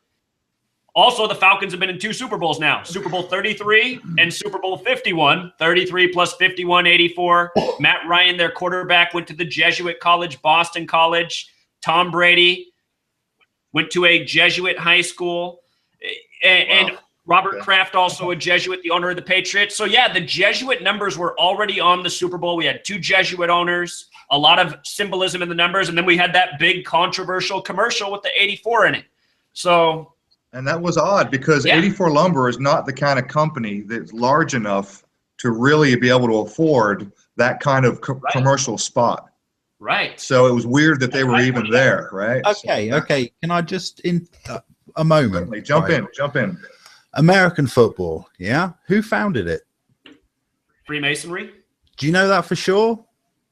Yeah. Mr. Camp. Not someone called C.C. Pyle? C.C. Pyle, never heard of him? I don't think that's who's credited with creating American football. I don't know, but he certainly was one of the founders of it, of the NFL. So it sounds like another Mason right there. Yeah, well, if you hear me out, just hear me out. I know that I looked into the American football because I don't watch it. It's of no interest to me, but I do watch football. And the Football Association, you don't have to be a great researcher just to Google it. It says on the WikiLeaks page that after 6 meetings in the local Freemasons Lodge, the Football Association was formed in 1890 something. So isn't it interesting that with the Romans, we always talk about the Romans and their divide and rule, and also their bread and circuses, which has morphed over the centuries into football and pizza. It is. Well, or football and food stamps. Yes, it is absolutely bread and circus. Yeah. In the book 1984, it says all it took to rule over the people was beer, football, and gambling. And there's that number again, 84, 1984. Yeah. Yeah, but he said, Orwell said that all he did was he reversed it. He wrote it in 1948 and just reversed it. Well, I think that might have been an excuse rather than the real reason, because there's a lot of evidence to suggest that Orwell wasn't writing something to warn people. He was writing a blueprint. Well, see, that goes back to what I said earlier about the collective conscious, because when you have so many people involved in thinking about a particular subject, then that's the lesser magic. It helps to make it come into manifestation.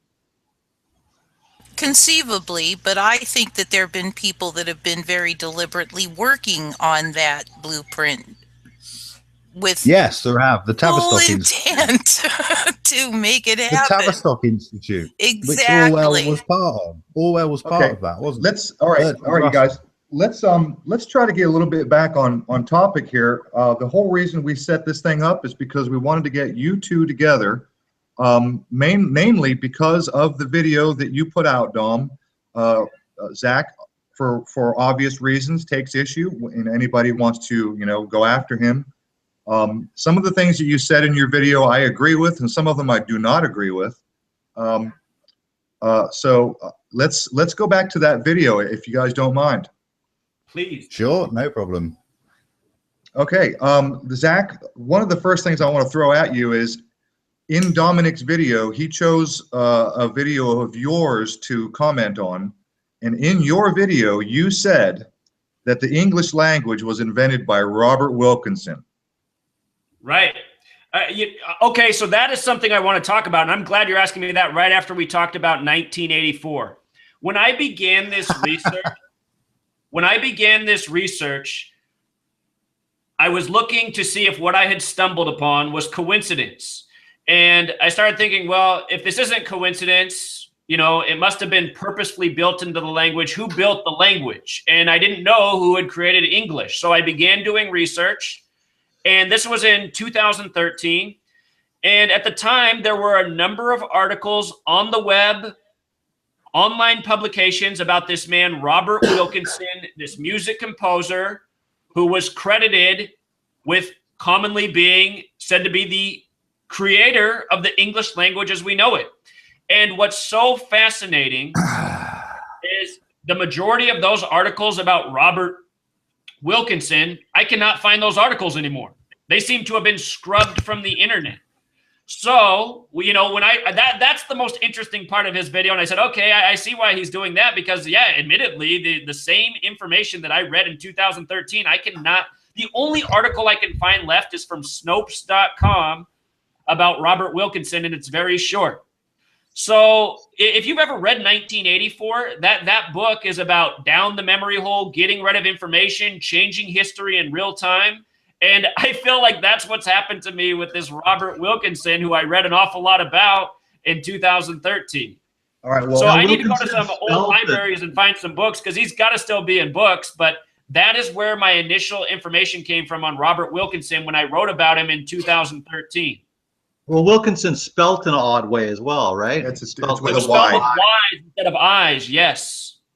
That's right. Yeah. Well, that's not odd about English at all, because a lot of English words had a Y. I've never seen Wilkinson spelled like that, though. Yeah. Not here in the West. Ian, have you seen Robert spelt like that, though? Sort of Robert the Bruce. Robert's a good English Scottish name, isn't it? Robert, yeah. Right. Name. So, Zach, real quick, before you get in your work, Zach, I've studied English language. I've got advanced level studies in English language and in English literature. And I'd never heard of Robert Wilkinson. If you'd have said the Venerable Bean, then maybe you might have, he did do a lot for the English language, but Robert Wilkinson, I mean, he was born a bit too late to invent the English language, and no one invents a language because it's an eternally it's a conglomeration of words from other languages. Yeah, like hello is hello, German. It's a das, formation of English. Compound words that are a lot of Germanic from other languages. Because the English islands have been invaded by so many, from the Vikings to the Germans to the French to the other ones that invaded us. We've been invaded so many times and conquered so many times, and the Romans were here for 400 years. Right. And if you look at Canadian language, it's like French. Like our neighbor is O-U-R as opposed to O-R. And hold on a minute, I'll just say this to you, Zach. Some of the attacks that I have seen on you, I think they've been absolutely disgraceful. I really do. Some of the stuff that's been said about you, I just think that's disgraceful. But yeah, Robert Wilkinson did not invent the English language, and you'd be better off just to say, shit, I was wrong there, rather than trying to say he's been scrubbed from history, because that is just nonsense. And that's my opinion. Can I say something on that? Quickly. Yeah, go ahead, just Amy. really quickly. I just want to say that it is conceivable that, I don't know who it was that decided what the proper way of spelling things are.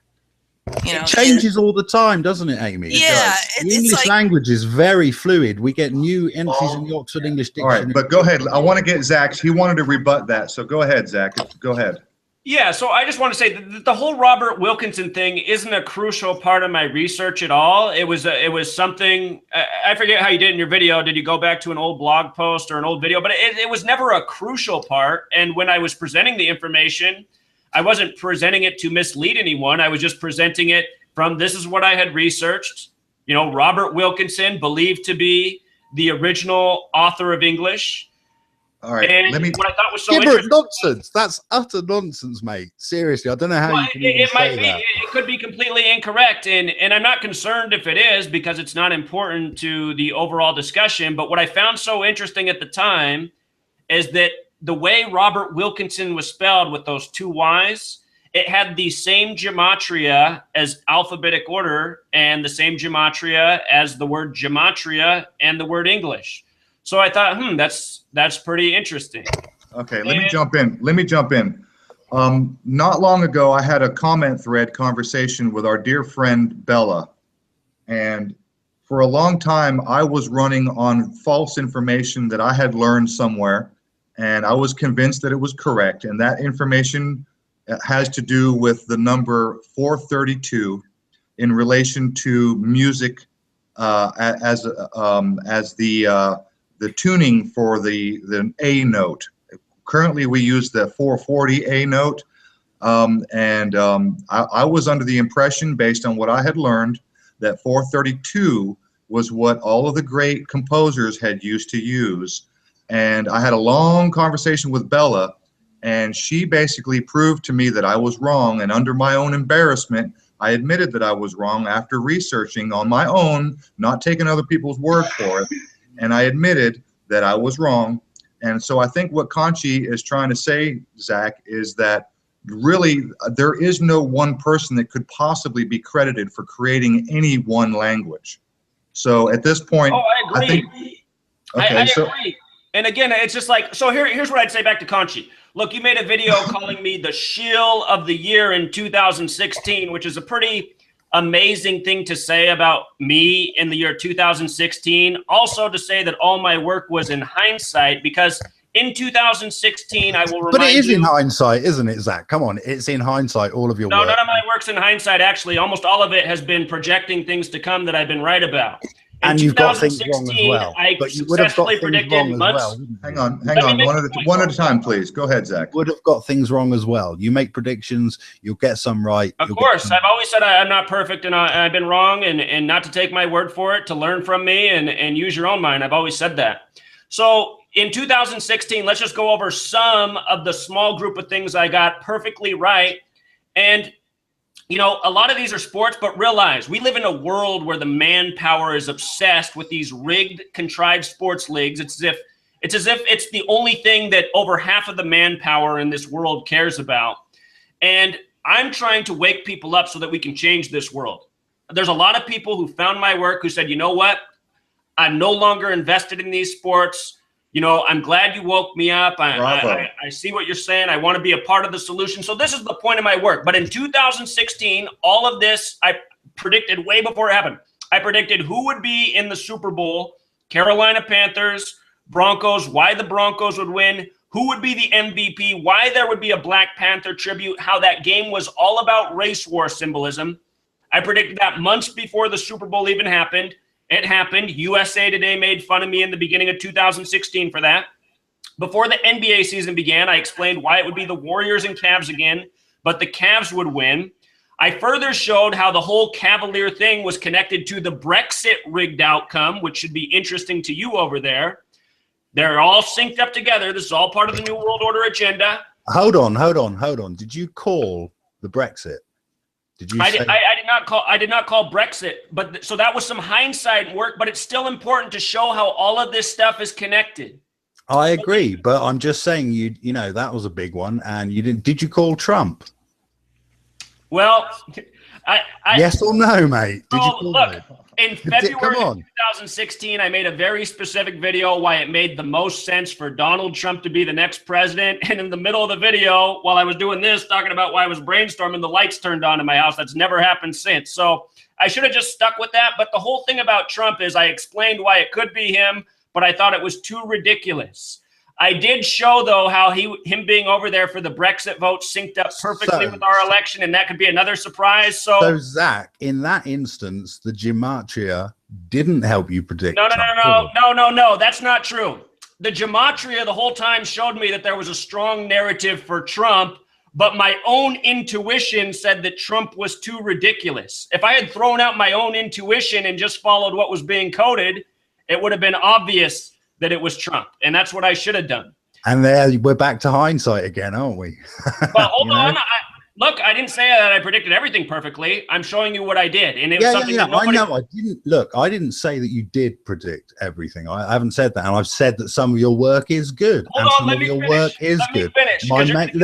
Listen, hold on. The main reason I made the video was because I thought, and I still do, that you were using Gematria as a cash cow, as a way to get views and therefore money. That was why I made that video. You did ask me why. Who talks about truth to get views? I mean, most people don't care about the truth. It doesn't even make sense, honestly. So let me get back to what I'm saying. I predicted what the Super Bowl would be, who'd be the MVP, what the halftime show would be months before it even happened. I predicted what the NBA Finals would be, why, before the season even began. I said why the Cubs would win the World Series last year. I showed how it was connected to the election. And now that I'm aware of this reverse ordinal gematria, I know a whole lot more. But so I got all these sports things right. Not only that, I predicted Prince's death, and I showed what the relevance of Prince's death was, how it would connect to future things, which it did. Also, in 2014, I said why Muhammad Ali would die at age 74. This year, he died at age 74, and I showed why he died the day he did, June 3rd, very specific date. And you know, there's just so many other things. If you go back and watch my videos, the things that I'm pointing out in the story, I said, expect something like this soon, and the next thing you know, you got that news story. There was the thing with the 2 killing of the black young men, Alton Sterling, Philando Castile. They were both news stories on July 6th, 2016. I showed people how those stories were synced up with the bill called Blue Lives Matter, which is about militarizing police and protecting them from Black Lives Matter. I said in that video, July 6th, I said these are staged stories. This is part of a building narrative. We're probably going to see some sort of retaliation and then a further excuse for Black Lives Matter being a threat, more reason police need to militarize. Then lo and behold, the next day in Dallas, Texas, there was a Black Lives Matter protest, and supposedly officers were shot and killed. It was the greatest loss of life for police officers since September 11th. Do you remember this story from July 7th? Dallas, Texas, at the Black Lives Matter protest? Oh, yeah.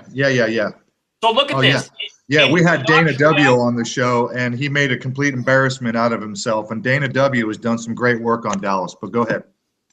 Yeah, so that shooting came on 7/7. Police officer in Gematria, using the reduction, turning each letter to a single digit. Police officer is 77. Police is 33. Officers 44. Put it together. Police department 77. They said it was the worst loss of life since September 11th for a police department. If you write out September 11th, it sums to 77. Just like if you write out World Trade Center, it sums to 77, all in the English reduction method. So are you saying you made those predictions? I didn't say that it was going to happen the very next day, but you go back and watch my videos from July 6th. I said what these news stories were about and what we can expect. Because this is what's been going on. Those shootings that day came on a specific day. It synced up with the Gematria, Blue Lives Matter, plus a million other things. The point is, all throughout the year, I have decoded the propaganda and told people what they can expect. And time again, I've been right on point. I mean, if you just go read through my videos in the comments, it's a million times you'll see people write, you were right again, Zach. I can't believe this is happening today. I have shown people how to look at the news, how to look at the calendar, and what dates to expect the routine propaganda. Because when you decode by the numbers, you see how certain dates, certain numbers are used again and again. Right. So I think now it's probably time to give Conchi a little bit of hell. In his video, he attacked you for wearing sunglasses. Conchi, I don't agree with that one. I think that was a little bit of a probably, and you did say, look, in all fairness, and I'm not making excuses, you did say you had a few drinks that night and you weren't going to initially make that video. And I mean, you made the video and you went after wearing sunglasses and you said, who else wears sunglasses? And who was it? What's that guy's name? I can't remember. Anybody help me out here? I missed that. Sorry, what's that? In your video, Conchi, you mentioned Zach Hubbard wearing sunglasses, which I'm just giving you a little bit of hell because I don't. Kev Baker, the faker. Kevin Baker, right. Faker. A person I'm not at all familiar with, but nevertheless, it was, I don't know if it was sort of the wrong, it was sort of a backhanded attack, and I just wanted to make that clear that you made some good points in your video, and you also got a few things that I thought were a little off. I can be a little off at times. Okay, all right, fair enough. So that the video in its entirety was not exactly on the level. You were attacking Zach in ways that were a little nonsensical, but some of the points you did make, and we've already covered some of it earlier in this conversation. We covered the idea that the idea of cherry picking and how, at least from someone who is not familiar with the whole system of Gematria, watching someone like Zach use one system and then use another and then use another, it can be seen as cherry picking in some senses, and fair enough, that is true. And although I'll admit that their coincidences are astounding, they're fucking remarkable. So there's that. All right. But one of the other things I wanted to bring up was let's see. What you've got to bear in mind is, Aaron, and you as well, Zach, and everyone else listening, is I didn't ever shout out and say, for instance, oh, he's working for the CIA, he's an agent. I didn't say anything like that, did I? No. No. But what I'm getting to there is you've got to bear in mind they are out there. There are agents out there. We know this. The 77th we've Brigade, talked about that at length on this show. There are military outfits doing just that. Online persona management. Let me ask you a and the direct 77th Brigade, which is the latest, military unit of the British Army, which is purely about online psychological warfare. And we'll have seen it since the flat earth movement started, since all that divide and distraction and bullshit from the flat earth, that all came about almost within the same time as the 77th Brigade were formed. True. So go ahead, Zach. You said, let me ask you a direct question. Yeah. So you put out a video calling me the shill of the year for 2016. And what I would say is I'm not aware of anyone in the world, living or breathing, who put out more important information in 2016 and showed what's really going on in this world. So, to call me the shill of the year is one thing, but what kind of research do you respect and appreciate? Like, Zach, don't you see that that's quite egocentric to say that about yourself, that you're not aware of anyone else that did more than you? Don't you think that you should restrain your ego a little bit? I'm not worried about the ego part. I said it because I think it's you should be. Who put out more important research in 2016? Who showed more about the world? Richard D. Hall. How? What did he do? We don't know his work, so maybe you should get familiar with it. Well, tell me, since you, in your judgment, I was the shill of the year, so I want to know what Richard D. Hall. But you were shilling for yourself. No. I'm not saying you're shilling for an agency. I'm not saying you're shilling for the FBI or the CIA or anyone else. You are shilling for yourself. You are trying to make money for yourself. How am I making any money? How am I trying to make money? See, that's a false accusation. Didn't you have a donations page set up? Don't you have donations page set up? No, I don't. I don't have any personal donations page. See, you're just repeating false information. And as far as I'm aware, you don't put your face on the screen. I put my face on the screen. See, this is what I deal with. I deal with people like you who make comments, but then cannot back them up and then just say false things. I haven't made any money. All I've done is lost money. I have lost a lot for doing this. I don't make any income off this. I have a master's degree. I used to make good money. In the 3 years I've been doing this absolutely for free, working my ass off, I could have been out collecting a salary. And the amount of money I've made in the time I have worked, I've made over 6 figures a year. So do the math. I could have made over $300,000. So that immediately begs the question, how do you support yourself now? Well, I've talked about that. I've said specifically what I do, and people who follow me know who follow my work, but I don't like to I don't follow you, and I don't follow your work. So tell me, how do you support yourself? Well, I'm not a law-abiding citizen, as I've explained, and I don't want to elaborate more on that. But can I put in something? That's fine. I am going to say that I don't know anything for a fact, but what I have picked up seems to indicate that Zach supplies medicine that treats a very wide array of issues, including stress, glaucoma, paranoia, anxiety, anorexia, cancer, you know, and it's green and it's herbal and it's wonderful.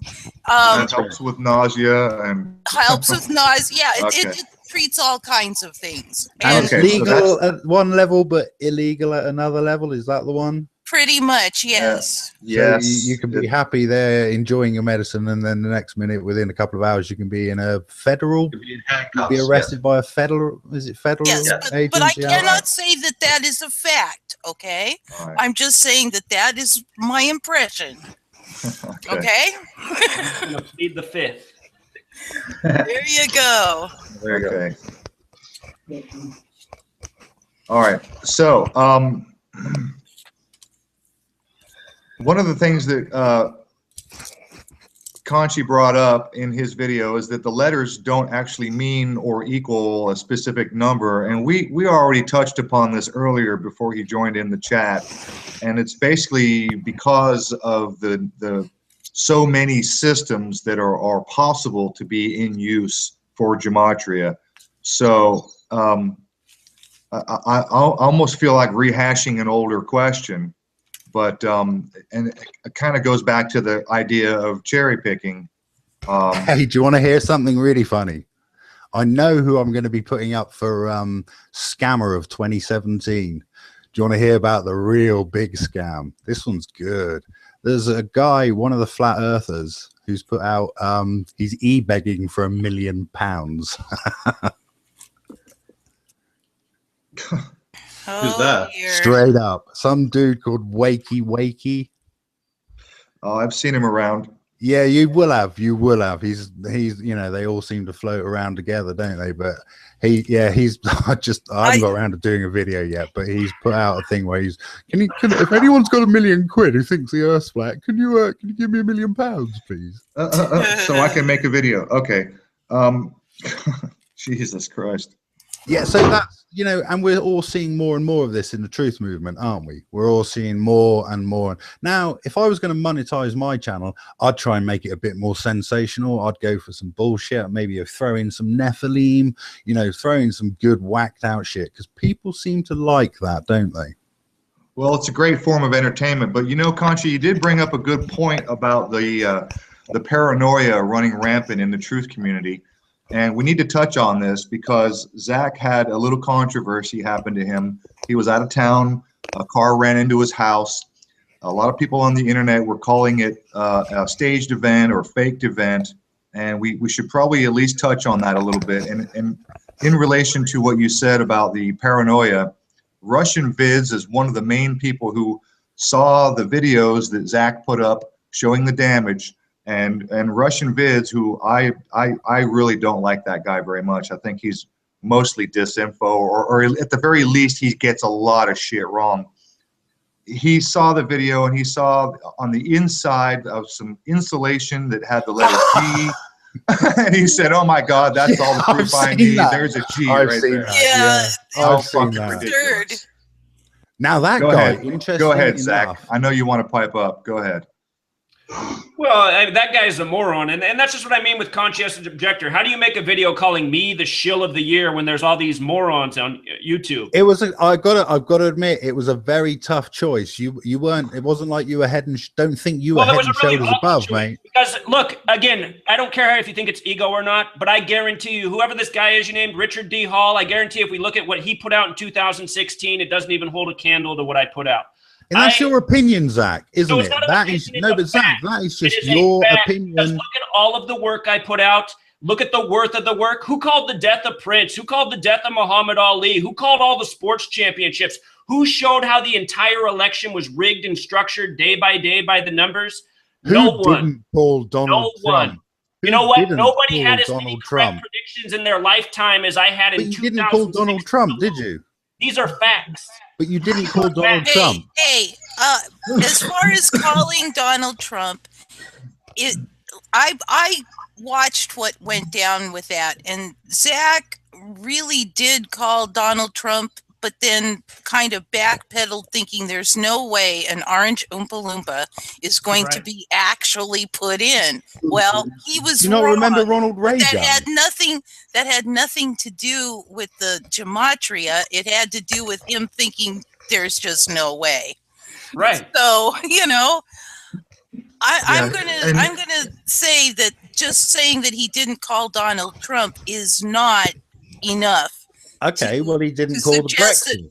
He didn't. All the ones that he got wrong, Amy. Zach, what ones did he call I do know wrong? that when he didn't call Brexit, what happened was he didn't know that there. I forget the term it was, but he didn't know that it was also being called something else. And when you ran the Gematria on that something else, if he had seen that before it happened, he would have called it the way it went down. Hindsight again. Well, it's not so much hindsight as not having the data initially. There wasn't really much predictive programming or clues leading up to Brexit. Now, was there? None Well, at all. that movie that came out the day. Remember what movie came out the day of the vote that was all part of the mocking? I don't know. The movie about the destruction in the United Kingdom with the world leaders. I can't think what the name of the movie. Oh yeah, I remember that. London Burning or London Down or something. Something like that. London Falling. So anyway, Falling. Brexit. Look, with Brexit, I did not do my homework. It snuck up on me. But what I documented that day was the synchronicity between Donald Trump being there and how his name using the alphabetic order sums to 138. And it was exactly 138 days before the U.S. election. And I said, remember, they're saying this Brexit is a surprise. If Trump becomes president, that will be a surprise. It's all connected. This is how the New World Order, which is a Masonic world order, is operating. And that is what's important to take out of my work. I mean, I have said the whole time, my research is ongoing. I'm trying to understand something that's a secret to the masses. I said it's very clear there's something here. I've said from the beginning, this is just the tip of the iceberg. The more eyes, the more minds helping me with this knowledge, the further we're going to go. And here we are 3 years later, and we know a whole lot more. And in fairness, Zach, you do have a great ability to connect a remarkable number of dots. And I would also like to remind people that how long has it been? 3 years, 4 years maybe that you've really been at this? You've not been doing it for 20 years, right? So it's since the end of 2013. And then look, you just asked me about this Madeleine McCann, which is something I knew absolutely nothing about, but just hearing you talk for a couple minutes and the Catholic thing, I said, oh, I see some things right here right away. And I explained it to you in the simplest Gematria method where I began. I said it earlier when we were talking before our friend came on, that that's the method to know, because just with that, you can identify so much. The whole Catholic piece and that girl's disappearance. I mean, hey, for our British friend, didn't what I just showed you about Madeleine McCann, didn't that seem a little bit interesting to you? Yes, it did seem a little bit interesting, but you don't need any gematria at all whatsoever to know that the McCann case is dodgy as anything, and it's all tied up with the elite of the system, and you don't need any gematria to gather that. It's just very clear and obvious. You've only got to do. So why reject this knowledge? You made. Now, hang on, Zach. Let me throw this in there. Hang on. What Dominic just said is a fair statement. You don't actually need Gematria to know that it's a dodgy situation. And in fairness to Zach, I would like to say that it is, in fact, it augments our understanding. Right. It's additional knowledge, understanding. It's just like, and also when he says that comment, that's not true. Everybody in the world wouldn't feel that way. There's a lot of people who would just say, you know, oh, I don't know if it's dodgy. Maybe it's just another child that disappeared. It's just like how people look at September 11th and they say, oh, there's nothing suspicious there. The terrorists attacked us and this is how our government responded. So this research is to reach the people who refuse to see what is. You know, all the people who reject the truth about September 11th, this Gematria knowledge provides an undeniable layer of information and how long in advance that date was planned out. But here we hit a barrier because you don't know the truth about 9/11. I don't know the truth about 9/11. No one here knows the truth about 9/11. I think that I know the truth very well about 9/11. I think it's as clear as day. Well, we certainly know some truths. Yeah, there you go. But you don't know the whole truth, do you? Well, you weren't here for everything that I showed in the beginning, but I think we know the most important points, such as who is responsible, who needs to be accountable, what agenda needs to be shut down. So beyond that, I don't know what's really all that more relevant. So hold on, who was responsible? The Zionists who run the New World Order, who run international government, who are warmongers, who practice Gematria, who do things by the numbers and have for a very long time. Yeah, you just look at PNAC itself. That whole committee was predominantly Zionist Jews that ran that. Exactly. So this is undeniable evidence. What our friend didn't hear is everything that I showed about 9/11 by the numbers. And so you don't buy into the Judy Wood stuff? I'm not sure about Judy Wood. I think her research is irrelevant compared to what I've showed. I mean, her research doesn't show. Go ahead, Amy. Go ahead, Amy. I just want to say something about the whole 9/11 thing. As far as Judy Wood goes, I have a lot of respect for her energy weapons analysis. I don't know what she said about who did this particular thing, but I think that what they've got us doing is arguing about whether it was energy weapons or whether it was thermite or whether it was mini nuke. And I'm going to tell you something. They used everything they had on that thing. I agree. Yes, there were energy weapons. Yes, there was thermite. Yes, there was a mini. I mean, so yes. If one thing didn't work, another thing would work. Exactly. Just like the JFK assassination, when I showed you guys how Jackie basically shot him in the face and flicked the gun over his shoulder, they also had the snipers around the street to make sure that the job was done. I don't appreciate being interrupted every time I try to say something, conscientious objector. I'm just trying to state what I've seen already, that they had all these plays in motion. So if one didn't work, another definitely would have done it. Well, let me throw this out there. Whoever is running this freaking world, they know full well that there's a percentage of the population that is not going to buy into the official story. In other words, a group of truthers, so to speak, right? They know full well that this population exists. They know full well how to play the entire population, including those who don't buy the official story. I think a lot of what they do is actually directed directly towards people like us to get us spinning our wheels, chasing our tails, arguing with each other. Yes. I agree. And that's what I saw in the truth community. I saw people fighting over things that were nonsensical. And I see a bunch of people who are looking for truth, but who are scared to say who is responsible. Like what you just said, whoever's responsible. It's not whoever's responsible. It's very clear who is responsible. It is the Zionist Jews. They control our media. They control world banking. They have a stranglehold on all of the major governments in this world. It is undeniable. And see, I understood that a long time ago. Then I learned about their little Kabbalah and Gematria. And I said, okay, these are Jewish practices. Let's see if they're coded into the propaganda. And that is where I began in 2013. And The rest is history. And for anyone to come along and dismiss my work or to discredit my work, to me, is done out of ignorance by people who have not taken the time to try and understand. My work shows who is responsible, why, what the agenda is, where we're going. And I've been very clear the whole time I've been here. So for everyone who continues to maintain this stance of I'm not sure who it is, it's just like, the reason you're not sure is because you're not taking the time to listen to who is responsible. It is very undeniable who is responsible for September 11th. And like you said earlier, they had it on their own news showing the Israeli who was detained and said he was there to document the event. Right. And then you look at things in Gematria, Star of David, 119. Oh, how do you write the date September 11th? 11/9.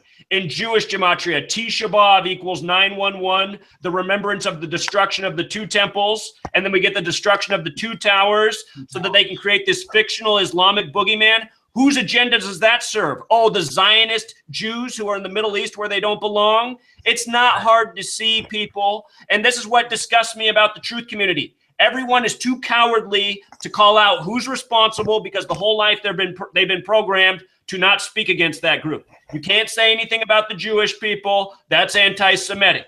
Right. Bullshit. Right. I agree. You know who your enemy is the person is who you can't criticize, right? That's right. That's right. Now, it does relate into a Nazi theology that's been carried on throughout the last 60 or so years as well. I mean, there is that aspect of it, but that's just the whole ideology of who's behind it all, right? Boogeyman they needed to create in Germany, fight against, right? All right. No, you're right, Ian. Absolutely right. And we talked with Joseph Farrell for 3 hours, actually almost 4 hours, about the Nazis and their complete infiltration of literally all levels of all governments around the world, the creation of the European Union, the Bilderberg Group, et cetera, et cetera. So, Zach, something that I've thought about, and I have not been able to literally confirm, and just get your opinion on this, the term Nazi, N-A-Z-I, a lot of people forever have said that the ZI stands for socialism, not National Socialism. And I have for quite a long time thought to myself that the ZI actually stands for Zionism. What do you think about that? And I guess I know you're going to answer the Zionist. Question is, who's running who? Is it the Nazis running the Zionists, or is it the Zionists running the Nazis? Because without a doubt, the Nazis have infiltrated, and so have the Zionists. Okay, let's not beat any bones here. The Zionists have absolutely infiltrated every level of every government as well. I think that that really they have a small group that's both or neither, but pretending to be one or the other. You see what I'm saying? And they're calling the shots and making it look like, making it look like they're at each other's throats, when in reality they're both serving the agenda. Fair enough, and I would tend to agree. They are the fake Jews. They're not the real Jews. They're the fake Jews, like's been warned to us already. The synagogue of Satan, right? Right. And the German Jews that were there were probably the ones that migrated over and started Israel with the Warburgs, the Rothschilds, and the likes, right? Absolutely. Real quick about that, the synagogue of Satan. In Revelation, there's a letter written to the Church of Philadelphia, Revelation 3:7. And it's a letter about the false Jews known as the synagogue of Satan. And of course, Philadelphia is the original capital name of this nation. Philadelphia, using the alphabetic order in reverse, sums to 223. Of course, the number 322 people know about through Skull and Bones, the Masonic order. The synagogue of Satan, using the alphabetic order, sums to 223. So does the word Masonic in Jewish Gematria. 223, very significant number. They say the first published Bibles, the Gutenberg Bibles, the 42-line Bibles, the original credited publishing date is March 22nd, 1454, I think. Not sure on the year, but I know that the original credited publishing date, you can even go to Christianity.com, is March 22nd, a date written 22/3. And of course, the Bible as we know it concludes with Revelation and this warning about the false Jews ruling in the end times. And the 322 is backward. The 223 is backwards 322, which is skull and bones. Because they turn everything upside down and backwards. Right. Like the cross. Yes. They turn the cross upside down and worship. Right. And I think that's one reason why the reverse ordinal is proving to bring out so much, is because they do reverse things. Well, they tend to spin everything around. Everything that's good is bad. Look at the American flags on the U.S. soldiers or even on a police officer. They spin the flag around and they give us a bullshit excuse of saying we're going forward into battle. And if you look on the opposite shoulder, there's nothing over there, or there's a patch that is totally reversible that doesn't mean anything if you flip it around. But for some reason, they got to put the flag on the right shoulder and it's fucking backwards, and their excuse is that we're going forward into battle. It's a bullshit excuse. They take the symbol of America, the symbol of freedom, they flip it around backwards. The Vatican takes, and they don't always have to flip it around or upside down. In fact, the Vatican, the Pope uses what's known as the bent cross, by the way, which is actually sacrilegious. If you know anything about this, the Pope walks around with this crucifix on the tip of his staff, and Christ is on this cross, and it's got this curvature bent fixture to it, and it's just completely sacrilegious. It's satanic. And Aaron, if I'm correct, satanic. where they stand on the podium at the Vatican, in the courtyard of the Vatican there, what's it called? Anyway, where they stand, that whole big structure from above is an upside down cross, and he's standing looking at an upside down cross as he's... Oh, look at his fucking chair. Just look at the chair the Pope sits in. There's an upside down cross carved into the chair. See, there's a lot of symbology in that, because the people are looking at him in the right-sided cross, facing the way the cross is. And let's not. But when he's facing the people, it's an upside-down cross that he's seeing. You see, right? So there is a lot of hidden symbology in that. Let's not forget the Pope wears a yarmulke, so he's representing the Zionist Jews too, now, isn't he? I agree. Now, we all kind of agree that there's a different set of factions within the New World Order that are probably more than likely fighting for ultimate power. Do you agree with that, Zach? Absolutely. And there's like infighting going on and smearing and all the rest of it, right? It's like it's like a couple of different mafias. As they approach getting closer and closer to total control, it really boils down to who's going to be the top man. And so that's why we're seeing the infighting. It's just like us right now. We're a group that are all supposedly aligned for truth, but I mean, you know, there's a little bit of debate and fighting here, and people thinking they're more right than the other. And you know, I'm part of that, but I'm just saying, I mean, it's just human nature. But you know what, Zach? To your testament, you're here. You're here now on this show. The reason we're doing this show is to bring people together, because honestly, the division has got to stop. For any positive change in this world to take place, the division has got to fucking stop. Yes. I agree. And, you know, it's hard. And I'll admit, in recent time, I've become more of a divider sometimes with my language. If you watch my first videos, I was always nice, kosher. I didn't cuss. I was respectful of everyone. But in the time I've been doing this, I've just taken on so many attacks. I've had a lot of negative things happen in my life. You know, I have become more negative as a person, admittedly. But, you know, I mean, it comes with the territory. It's like I have been trying to demonstrate the whole time I've been here that I'm here for the truth. I'm not here for money. I'm not here for subs, nothing. It's just about getting out knowledge to empower people so that we can take this world back. And in that time, I've had all these people make up all these slanders. Oh, he's just here for money and attention. It's like, how could anyone say that? My channel's never been monetized. I've never had any personal fundraisers. I just recently tried to raise money to build a website and start a movement so that we can organize online. And I did that. I got the website built. It's there. It's for everyone. And I have a little bit of money left over. I will not use any of that money for my personal expense. I'm using it to pay for the ongoing every 3-month hosting fees, which are expensive because I'm paying for, you know, souped up service so that we can have a lot of people there. And so far, only a little more than 1,000 have joined. So, you know, I'm just working hard to make something happen that I don't see happening in the world. And, you know, despite all that, I've created a army of people who hate me. Well, to your testament, Zach, go ahead, Ian. Go ahead. Everybody's got their own niche too. Everybody's got their own little thing. You can watch Snip 4. He's got his financial stuff. You can go over to another channel and he'll talk about doomsday weather. You know, everybody's got their own little niche that they focus on as well. So in order for somebody to cover all aspects of everything is kind of, you know, a lot to ask.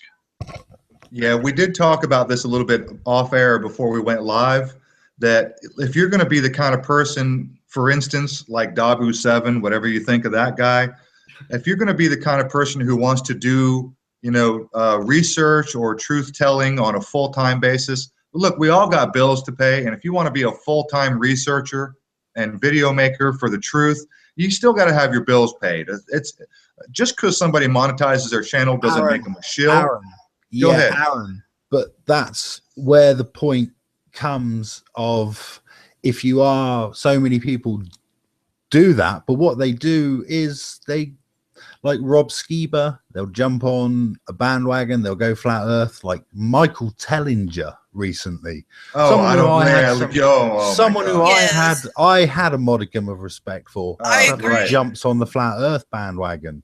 Santos Benucci. Oh God, yeah. He yeah, jumps yeah. on the flat earth bandwagon. Now Yeah. these are intelligent people, right? And you can't tell me that anyone that's got a critical mind and even the basic levels and understandings of science and the physical world, we know for a fact it's not, you know, we know for a fact it's not Right. flat. Yeah, we Right. can When- prove it. It's provable. Oh, it's absolutely, it's beyond doubt. And you don't need NASA. Now, that's when I've always found an interesting, you know, I've come to the conclusion I do think NASA are partly behind the flat earth movement, Well, or there's some actually, way. What Go ahead, I've Amy. heard is that somebody in NASA came up with the brilliant idea to see how many people they could get to believe in the flat Earth, and there recently, what's his name? I'm trying to remember his name. I'll remember it. But at any rate, he said that he could see that where it came out of the Pentagon. Now, it seems that what happened was somebody at NASA came up with the idea and they went to the Pentagon. Cliff High said it. Webbot man. And yes, Webbot Man. And he said that it came, the actual workings of it came out of the Pentagon, but it seems that the idea originated in NASA, and then they went to the Pentagon to get it rolling. All right. On the subject of money and finances, and considering we have Zach Hubbard with us, who is here to obviously defend himself and his position in Gematria.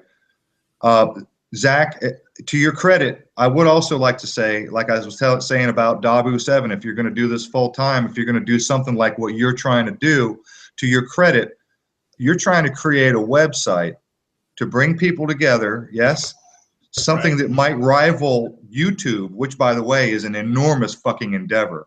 Because YouTube, if you think about the amount of data required for YouTube to do what they do, that is an enormous fucking endeavor, okay?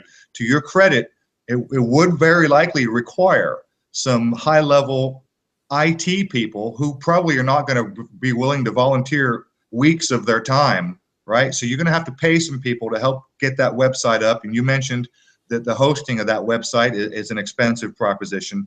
So for you to ask for, you know, help financially to get that up and running is not out of the question. I don't consider you a shill for doing so, right?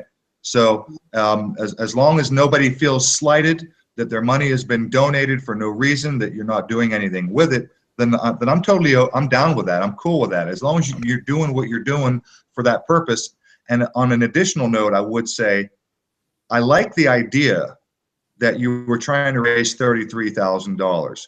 I take issue with it because of the number 33. We all have an aversion to that number, right? But I see what you're doing. I like the idea that you're trying to use their numbers, their system against them. Right. So go ahead, take it from here. Yeah, I got a lot of criticism for trying to raise $33,000, and I know that everyone who put out a video attacking that was disingenuous, because every single time I promoted it from the beginning, I said why we were going to do $33,000. At the time, when I started the campaign, I happened to have 33,000 YouTube subscribers. And I said, look, I'm at the magic number, 33. This is the number they use against us all the time. But I said, let's remember, these numbers, they don't belong to this gang. And I said, this number 33, it's not all bad. The word justice has gematria of 33, the word teacher, the word share. So I said, let's take 33 and let's make it positive. You know, we people, we have 33 vertebrae in our back. The word people, 33. The word person, 33. The word society, 33. The word order, 33. It doesn't have to be all bad. I said the people right now are using this word, you know, to make negative things. September 11th, Sandy Hook, the Boston Marathon bombing, all full of 33. But it doesn't have to be that way. So I said, let's take this number, let's use it to our advantage, and let's spread awareness about how this number has been used. But then let's say that's the ancient history. That's how the evil people used to do it. Now here we are, the people of the world. We're restoring justice. And I said that from the beginning. And, you know, a bunch of people who want to, that's what I hate too. So many of the people who make the videos about me, they say, well, Zach, he's a bad person because he's not a Christian, but I'm a Christian. And then they get into all their slanders. Well, again, I think it is a good thing. And again, I have my issues. Like you said, a lot of people made those videos because you had that number 33. I think that's probably a knee-jerk reaction by most people because of that number, specifically the number 33.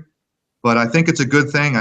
I think we need to take it back because they have taken our symbols, they've flipped them upside down, they've taken everything that we have that's good and they've turned it into something bad, and it's time that we take it back.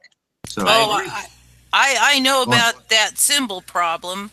You know, you pointed out at some point earlier about my my eye. Well, now I painted that eye. That is something I created, and I created it as the eye of consciousness, and it represents every conscious being.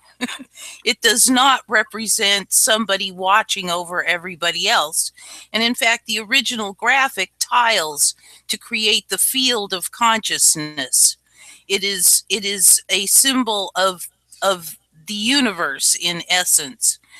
And so, yeah, I took it back. That's my symbol. I painted it, and that's what it means. And it's so true. Her symbol, when she was first became a member of All for Truth, she's part of the website and contributes a lot, one of our favorite members.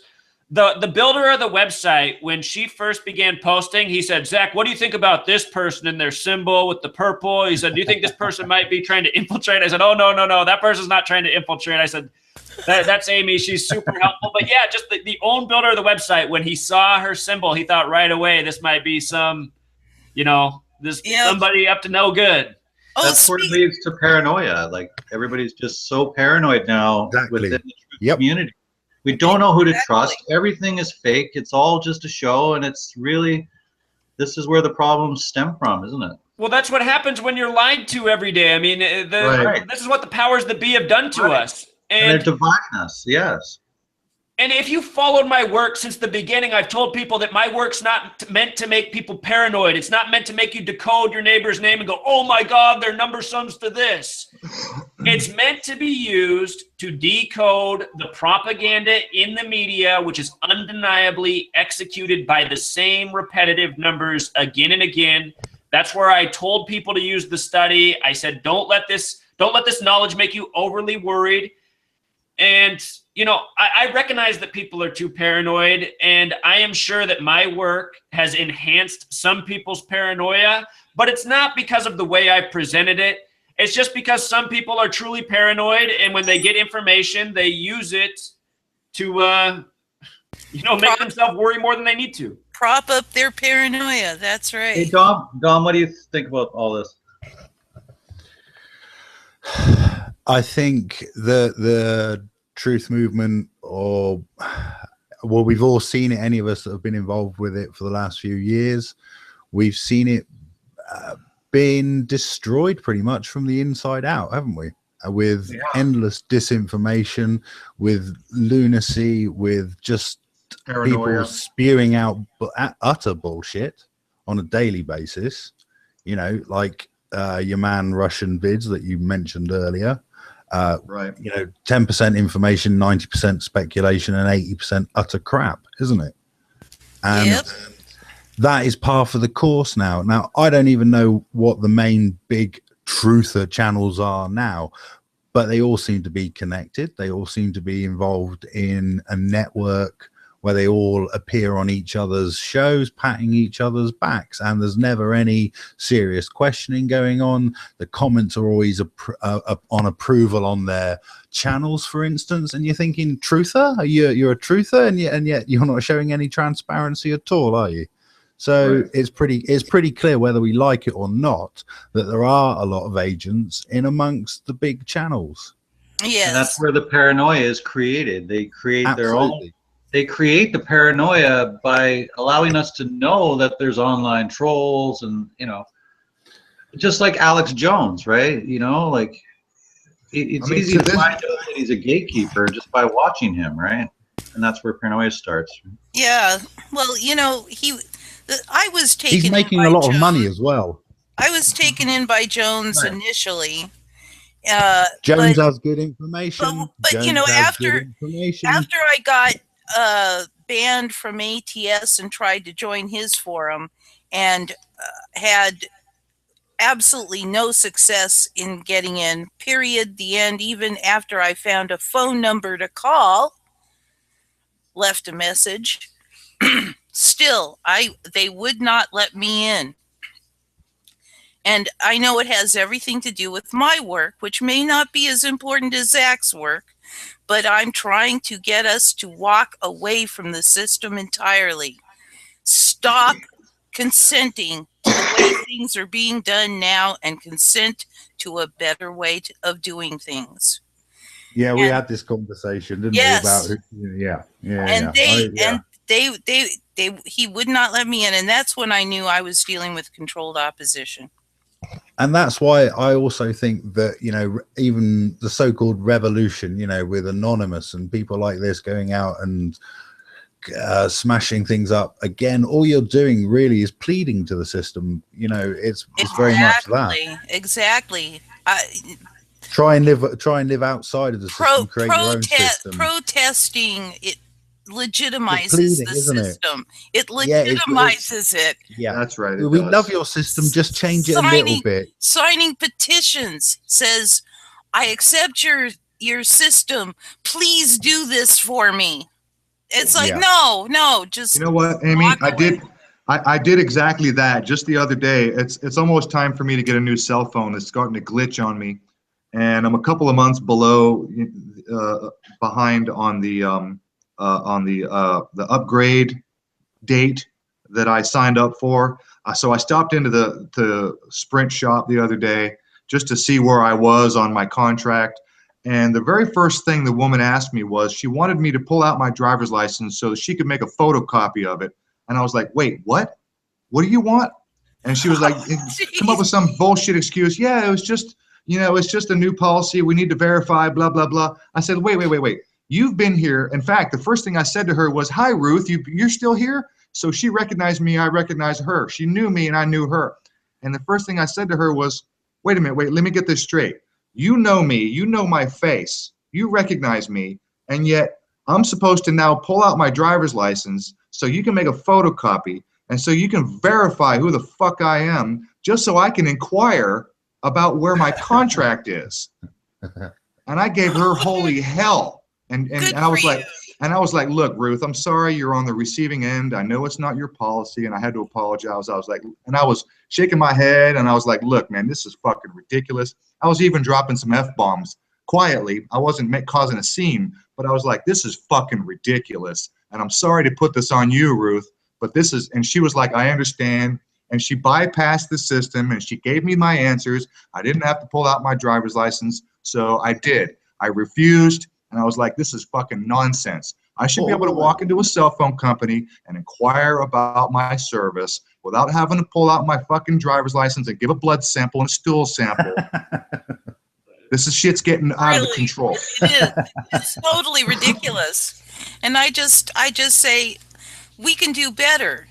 My work is on my forum, and I describe a better way we can do things, because presently we've got two systems, the twin towers to psychopaths in power in place.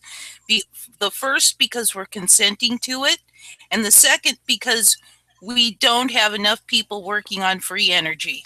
We've got to get people working on the free energy, because when we can get that out, we can stop accounting for human energy, which is what money is. Amy, we don't actually need free energy. We just need sustainable energy, which can be easily achieved. Free energy is like a holy grail. It's probably never going to be achieved. We need free energy, and I'll tell you why. Because if you have to pay for energy, you need money. It needs to be free. And we are swimming in energy. We are swimming in an ether of energy that we have had the ability to extract from since at least the 1950s. I know that for a fact. I told you when I visited the Tesla Museum in Croatia, where he was born, and they had a few demonstrations of some of his works, and that was unbelievable. It really was. Oh, yeah. Great place. I wish I could have gone. I'd have loved it.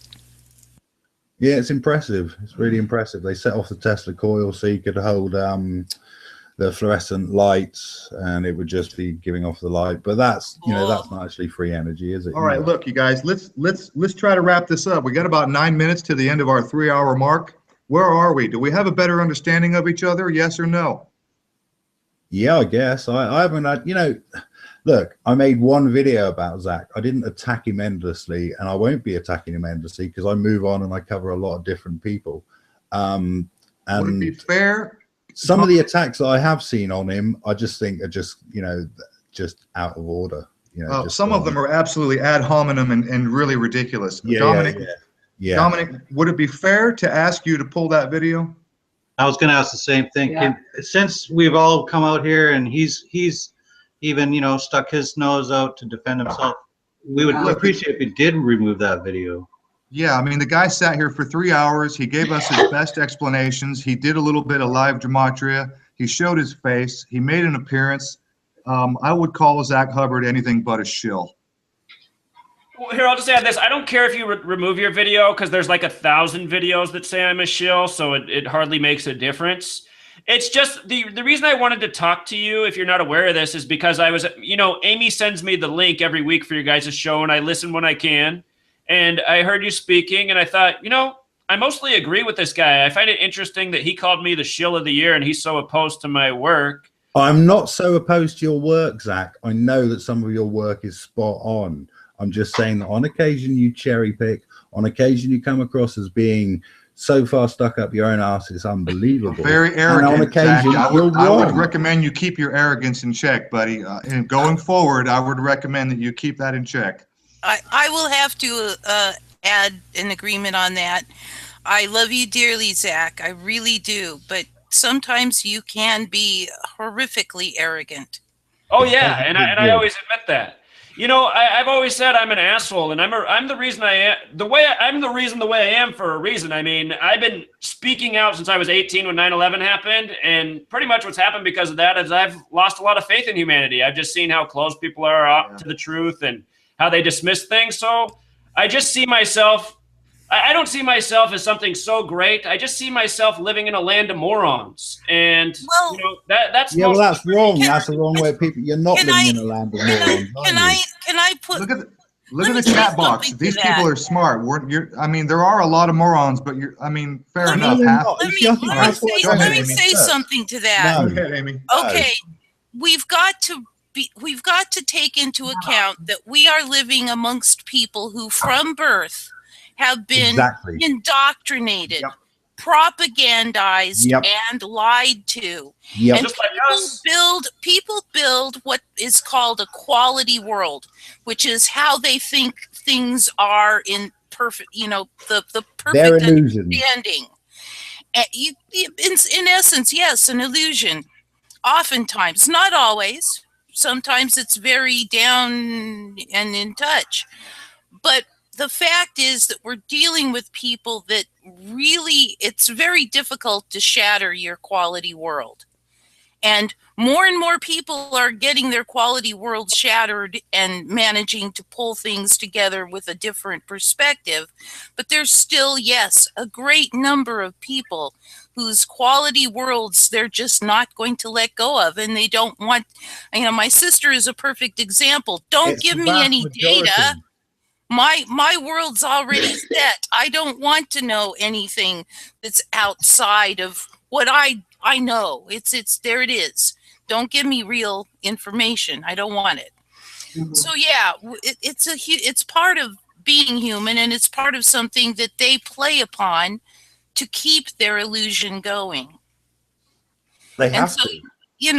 So we have to, reach out with our heart and understand that, sooner or later there's a good probability that they will get over it, but it may be later. $1 trillion goes a long way, hon. We're up against a monster. And I've mentioned before that my mom was one of those, and she is now awake, and it's because of, stuff that I've exposed her to. So it's people, even the so-called morons or the sheeple or whatever derogatory term that truthers now use to describe people that they should be trying to wake up, I'm sure that's a fucking psyop in itself, that we call people sheeple, and that's wrong, because people aren't dumb, people aren't morons. The majority of people, like Amy just said, they've just been indoctrinated programmed from birth, like the majority of us. And some of us have broken that programming, and some of us haven't, but they're not morons just because they haven't, are they? Think about it. You're alienating yourselves from people that you want to join you, aren't you? Yes. Well, a lot of it's based on fear as well. People are afraid to speak out because they think they'll be called a conspiracy theorist, tinfoil hat, lunatic. They'll lose friends. Their family earther. members will become mad at them. Like, we've all been through this, right? So a lot of people are just afraid to get out of their comfort zone. Most people, I would probably imagine, are pretty fully awake. They realize there's something ruling the world, and there's something behind the scenes controlling everything, right? What was the voter turnout at the US elections? What was the actual voter turnout at the last US elections? Well, who knows for real? Because Exactly. they tell us who It won. depends what They news tell you us watch. how many people voted. They tell us, we don't know. It's purely a staged puppet show. Purely. Oh, absolutely. Absolutely. I do not vote, because I will not register to vote, because when you register something, you are giving it to the king, state, rulers, whatever. Yeah. In exchange for a privilege. And when you register to vote, you are giving your sovereignty, yourself, to the state in exchange for the privilege of wasting time in a booth. And at school, I don't know if it's the same in America, but in England, every single child in the morning has to register. Registration is taken every single morning. Is that the same in America? Well, they took attendance when I was in school, but they never brought up registration. It's called registration here, but then we're the original prison planet, aren't we? Well, yes. So we got like 3 minutes left here. Any last thoughts from anybody about? We were going to discuss the whole PK situation, which is very interesting. Yeah, actually, we started a few minutes late, and we could go a few minutes over the 3 hour or the 3 o'clock mark if anybody if anybody wants to. And before we do, I think it might be important at this point to bring up our resident troll, Michael Resnicki, who has been crying in the chat box this whole way through. And just a moment ago, he said we're all pathetic because we won't talk about the Chattanooga bus crash. Still? So just so you know, that person is truly employed. See, this is how you know I'm not a shield. People are truly employed and paid for to follow me and harass me at all times. This is one of those people. This man is paid to truly follow me around everywhere I am and just troll everywhere that I go. It's not just you, hon, because he comes into many of my comment threads and starts trolling me too. He's paid to troll. Yeah, you know how sad Michael Resnicki is? he goes on to a video that we're truth bombing, like say a mainstream media video that we're truth bombing, and he goes on there and starts slandering people on a truth bomb video.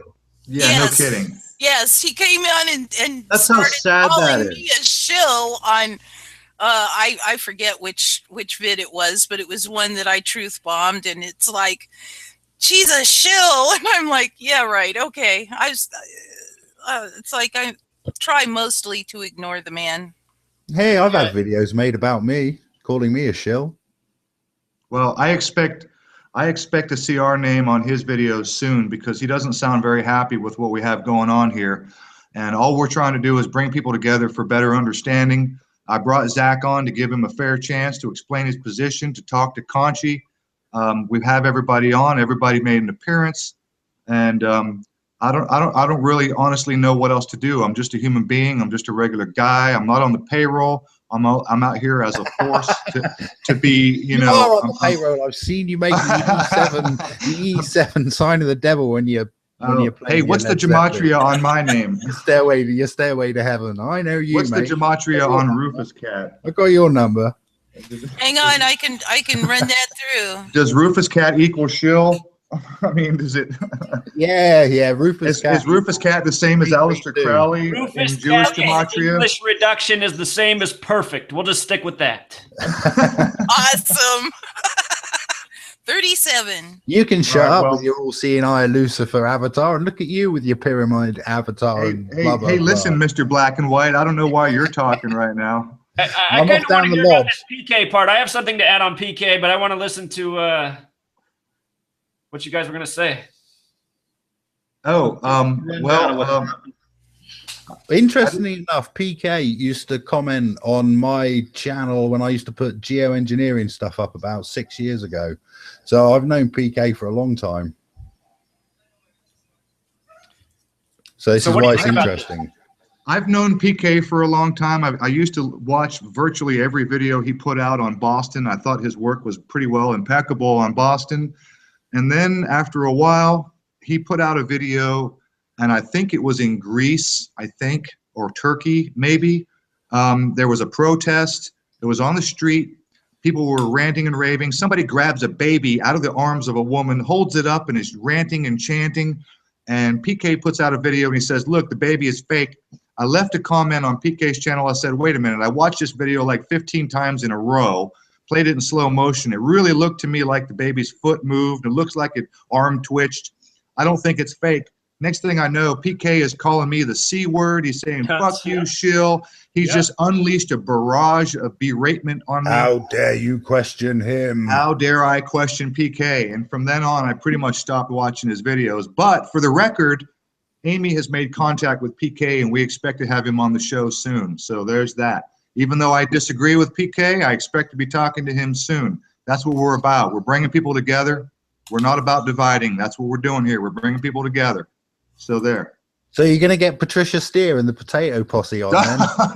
No, I don't really want to. You know what? I would have Patricia Steer on this show, and I would show her how fucking retarded she is, because I could shoot down every single argument that chick can bring up. Okay, so there.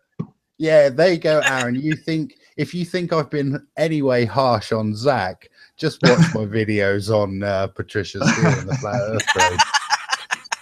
Yeah, that puts it into perspective, I think. All right, so back to the original question, Dom. What do you think? You want to pull that video, or you want to leave it up? Zach doesn't seem to care. It's up to you. I'll think about it. I'll give it a consideration, but then I'd have to do another one, wouldn't I?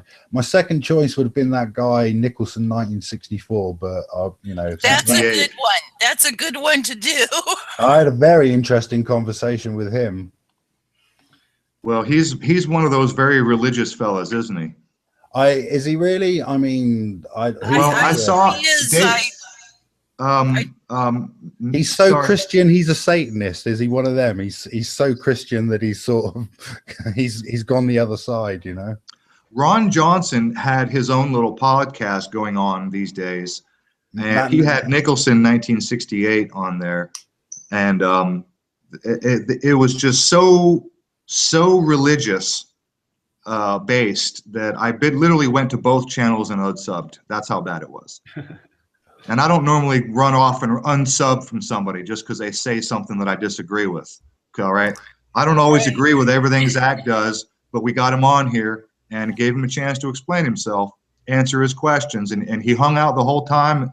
And we did this in a very adult and a respectful and intelligent way. And I applaud everyone for joining, and thanks for that. Welcome. I'd like to, if you're done talking about PK, I'd like to add something about the whole PK story. Yeah, go ahead.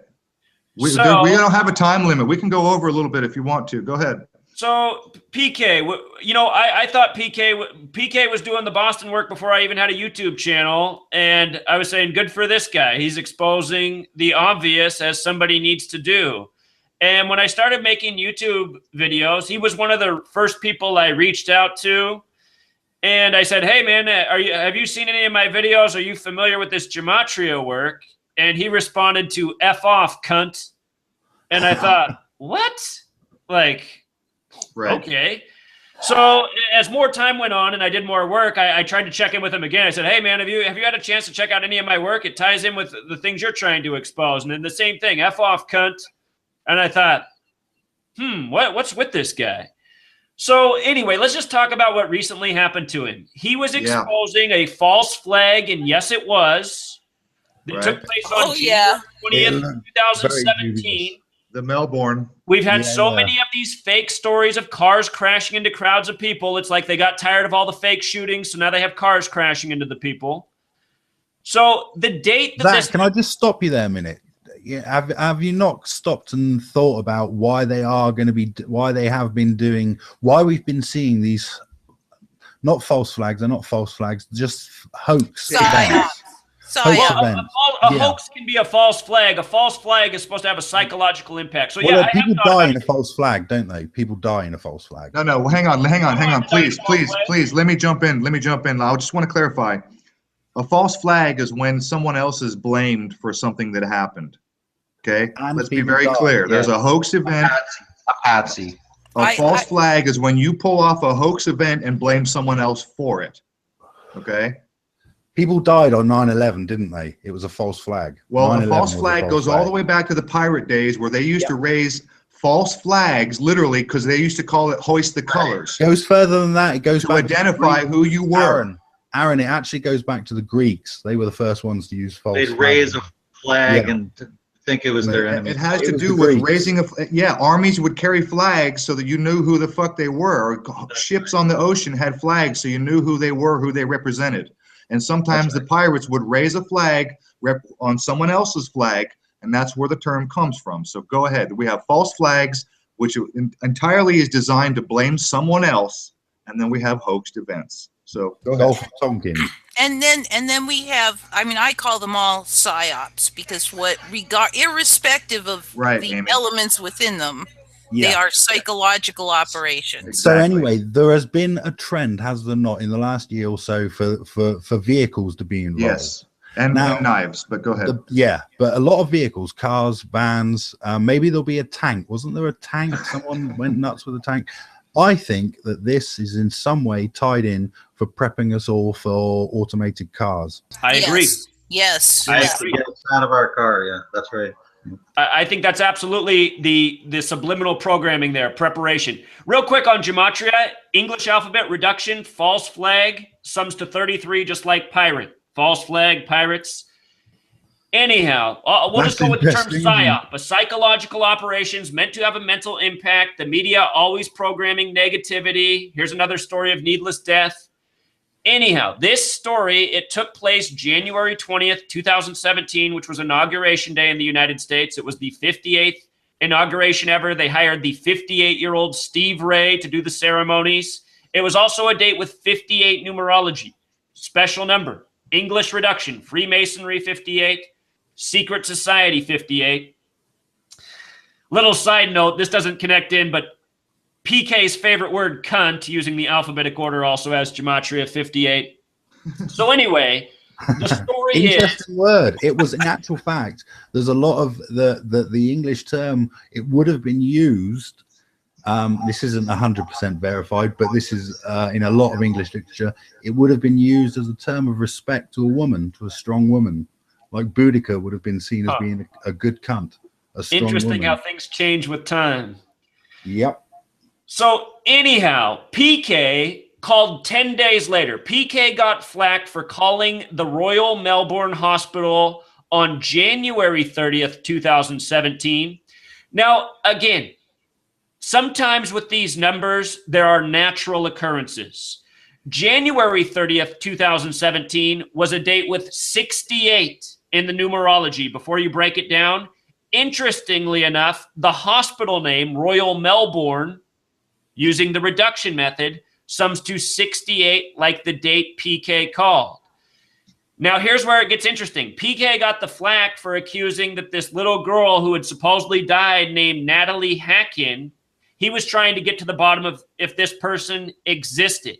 What's so interesting is the name Natalie Hackin in the English reduction method sums to 51, just like the word conspiracy. In English ordinal, the name Natalie Hackin sums to 105.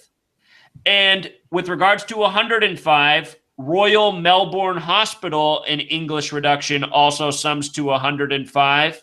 If you look at the history of hospitals in this world, it really does come back to Freemasonry as well. Masonry and Zionism both happen to sum to 105. That's another thing.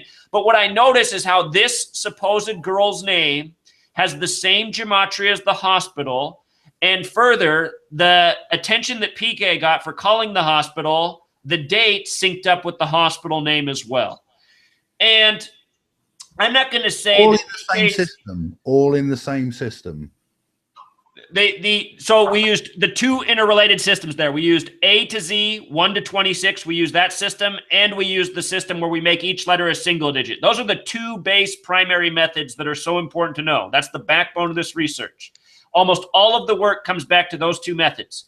So what's fascinating is PK's call worked out perfectly in numbers to sync up with this hospital, and he was calling about this girl who had the same name gematria as the hospital. This story from the beginning looked like another psyop. We'll use that terminology. What I don't know about PK, because I don't know him at all, is I don't know what his real motives for being online are. I didn't follow his channel at all because of how he interacted with me when I just asked him simple questions if he could help or expand on this research. I totally tuned out PK, so I haven't paid attention to him since 2013 or 2014. But I did hear about this story, and I thought it was interesting because just weeks before this, we heard about the other YouTuber, another person I never followed, Justin Woolley, an interesting name. Oh, yeah. And I thought that was interesting. Justin Woolley. He lives in my town, by the way. He lives 45 minutes from me. So I just thought that was so interesting that within about a month's time, we get these two stories about these YouTube channels. Oh, yeah. The truthers are under attack. Let me jump in real quick. Brian Hill, who is a friend of ours, a friend of the show, he's been on the panel. He just said in the chat box that PK's ex-wife, Sharon Kathleen Kuzner, works for Royal Melbourne Hospital. He thinks he called her.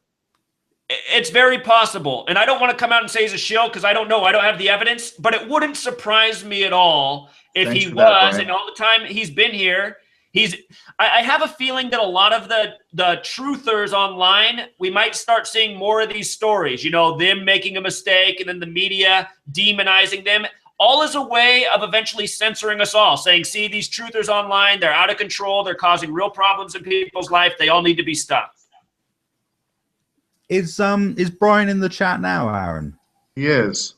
Say hello. Hello, Brian. He heard you. He just typed that a couple of seconds ago. Because what I was going to mention was the last video that Brian's put out was pretty good, pretty revealing. You need to watch that. In fact, Brian Hill deserves a lot more subs. He's actually he's hot on the case of this PK Melbourne thing and the intervention order. He just recently put out a pretty good video where he basically faked Brian Hill, photocopied or photoshopped his own intervention order and retyped, the name of the complainant and all other stuff. So Brian Hill, in my opinion, he deserves a hell of a lot more subs. So anybody listening, hop on over to Brian's channel, check out his work, give him a sub. And so there you go, Brian, got a little love. Thanks for your contribution. PK says his sister works for a law firm. Give me a break, he just said. No, I don't think, you see, that's the other bit of information. So PK says his sister works for a law firm. That's what Brian just said. But does PK say what she does at the law firm? Because you can work at a law firm, but you can just be admin, or you can be data filing, or you can be a solicitor or a lawyer, can't you? Yep. Well, I don't know. It's just sort of adds to the pile of information we all have to discern from. That comes back to what you said about 10 minutes ago, Aaron, where we're going to have to get them on, and we're going to have to, you know, do exactly what we're doing right here. Yeah, fucking A. Just because I disagree with somebody doesn't mean I won't have them on the show. We're open-minded enough that we'll, you know, we look at the other people's arguments and make our own discernment from that point, right? We're not here to preach to the choir and get pats on the back from everybody who agrees with us. I'm here for the truth, and I'm here to talk to people who have opposing views. That's the only way to get the real truth, is to have a truly open mind and pay attention to those views that don't always agree with you. Take the rough with the smooth. I mean, well, I've never seen our chat this active before, so it's been a real pleasure today seeing the chat moving along at a quick pace. Had on a show as well, so. All right, well, we're 15 minutes past our 3-hour mark. You guys, I want to thank everyone in the chat box. Thanks for your contributions. Thanks for tuning in. Especially thanks for Conscientious Objector for making an appearance. Thank you so much, Zach, for spending 3 hours with us. And with that, you guys. Thanks, Zach. Thanks everybody in the chat. Thanks, Dom, as well, for being here. Fortunately, you couldn't get here earlier. We had to kind of rehearse speaking about the first hour. But Zach, I've been a big fan, and I really appreciate you coming by. Hopefully, we can have you on here again. If you're up for that, that'd be great. Sure. Maybe when I'm done with my book, that'll be a good time. I'm trying to finish this book. Hey, real quick, I want to send something to Conscientious Objector. The last time he was on with you, I was listening, and he said something that a lot of truthers say that is false because it's been said so many times and people haven't fact-checked it. It's not true that the Madrid train bombing happened 911 days after September 11th. You see people regurgitate that fact all the time. It is not true. Madrid or false. London? From September 11th. Wait. You mean the London bombing? The train bombing? The train bombing was 912 days after, which means that there were 911 days in between. And people say that all the time, that it's exactly 911 days after, and it's false. It's 912 days after. You meant the London bombing. Days in between. And I know for a fact that that's true. So please, I'm just sending that to you so you're not regurgitating a lie, because with my work, I always try to be deadly accurate. I'm talking about numbers. I need to be precise, be on point. And I try to give people no reason to discredit me or say that I'm making stuff up. So I know that that's a fact. It's actually 912 days after. You could say 911 days in between. So I just wanted to pass that nugget along because I know a lot of people repeat it and it's false. And I heard the man who called me the shill of the year saying it. So I thought I'd help him out. Well, right, did you Madrid or London? Yeah. Madrid, March 11th, the first terror attack after 9/11. Well, I didn't mean that. I meant the 7/7 attacks in London. Oh, well, that's definitely not 911 days after. All right, well, let me throw this at you, Zach. Tim Power in the chat box just said, I'd love to see Zach break down how Freemasonry and Bacon, a.k.a. Shakespeare, used Gematria to completely misguide religions today and cause so much God hatred and division. He would have a field day. So maybe that's something you can work on in the future or whatever. But I wanted to throw that at you because that was from Tim Power. He wants me to take apart the King James Bible. You guys know about Cerebra Sana's in the chat. Hi, Cerebra. Hey, Cerebra. So she said Madrid Atocha or London 7/7. She was trying to clarify as we were as well. So yeah, Madrid 3/11. Yeah, it looks like Amy was talking with Cerebra Sana. It looks like we might have her on this Friday's show. So hi, Cerebra. Good to Yes, see yes, you. I believe that we have solidified those plans. She will be here Excellent. at least for an hour or two. We don't Excellent, know exactly how long she'll be on, but should be give her at least an hour. Excellent, And excellent. Looking forward to it. It's Spudgy Pang that's doing a lot of the stuff on the 311 for Seattle. He's been doing that for like almost 2 years. Yep. Just Yeah. remember. Oh. Go ahead, Zach. The firms that built the World Trade Center are from Seattle. Magnuson Klemenkic Associates. We talked about them earlier. They're from Seattle on the 47th parallel. Interesting. And Yeah. 3/11, March 11th, that was the date the tribute in light began. It's been a day of tragedy. Madrid, the Fukushima. Plus, if you go through the history book and just look at March 11th, that's been a big date in history. So I won't be surprised at all if we have some big headlines March 11th. We typically do. Well, it's close to Ishtar, isn't it? Say that again? It's close to the Ishtar ceremonies, Easter ceremonies, Right. isn't it? Right. Which is also relevant. Uh-huh. Hey guys, well, Shit, there was something else I wanted to say, but I was listening and reading, and it just left my brain, and so.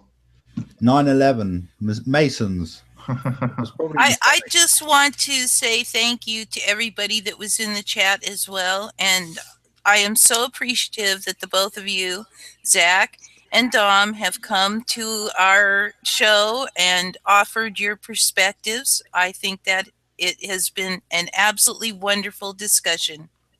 Agreed. Thank you guys both. agreed. great stuff. Brilliant. Welcome. Thanks for having me. Well, Okay. on that note, Ian, you want to go ahead and do the screen share? Are you ready to go? so ends another episode of Conspiracy or Not. Here we come. Thanks everybody again for joining us this week. Yeah, no doubt. Thank you all. We've had a See lot y'all of our. next Friday at our normal time, 7 o'clock Eastern. I'm not sure if it'll be on my channel or Aaron's. More than likely mine. We alternate each time. So Yeah, it's going to be Ian's turn to host next week since I'm hosting this one right here. It's a supplemental show, so more than likely it'll be on Ian's channel. Looks like we've got Cerebra Sana scheduled for next Friday, and with that, thanks everybody. Thanks for being in the chat. Thanks for your contributions. Thanks for watching. Again, thank you, Zach. Thank you, Dom. Thanks everybody. Go ahead, Ian. We're good to go. Thanks, guys. Love you all. Thank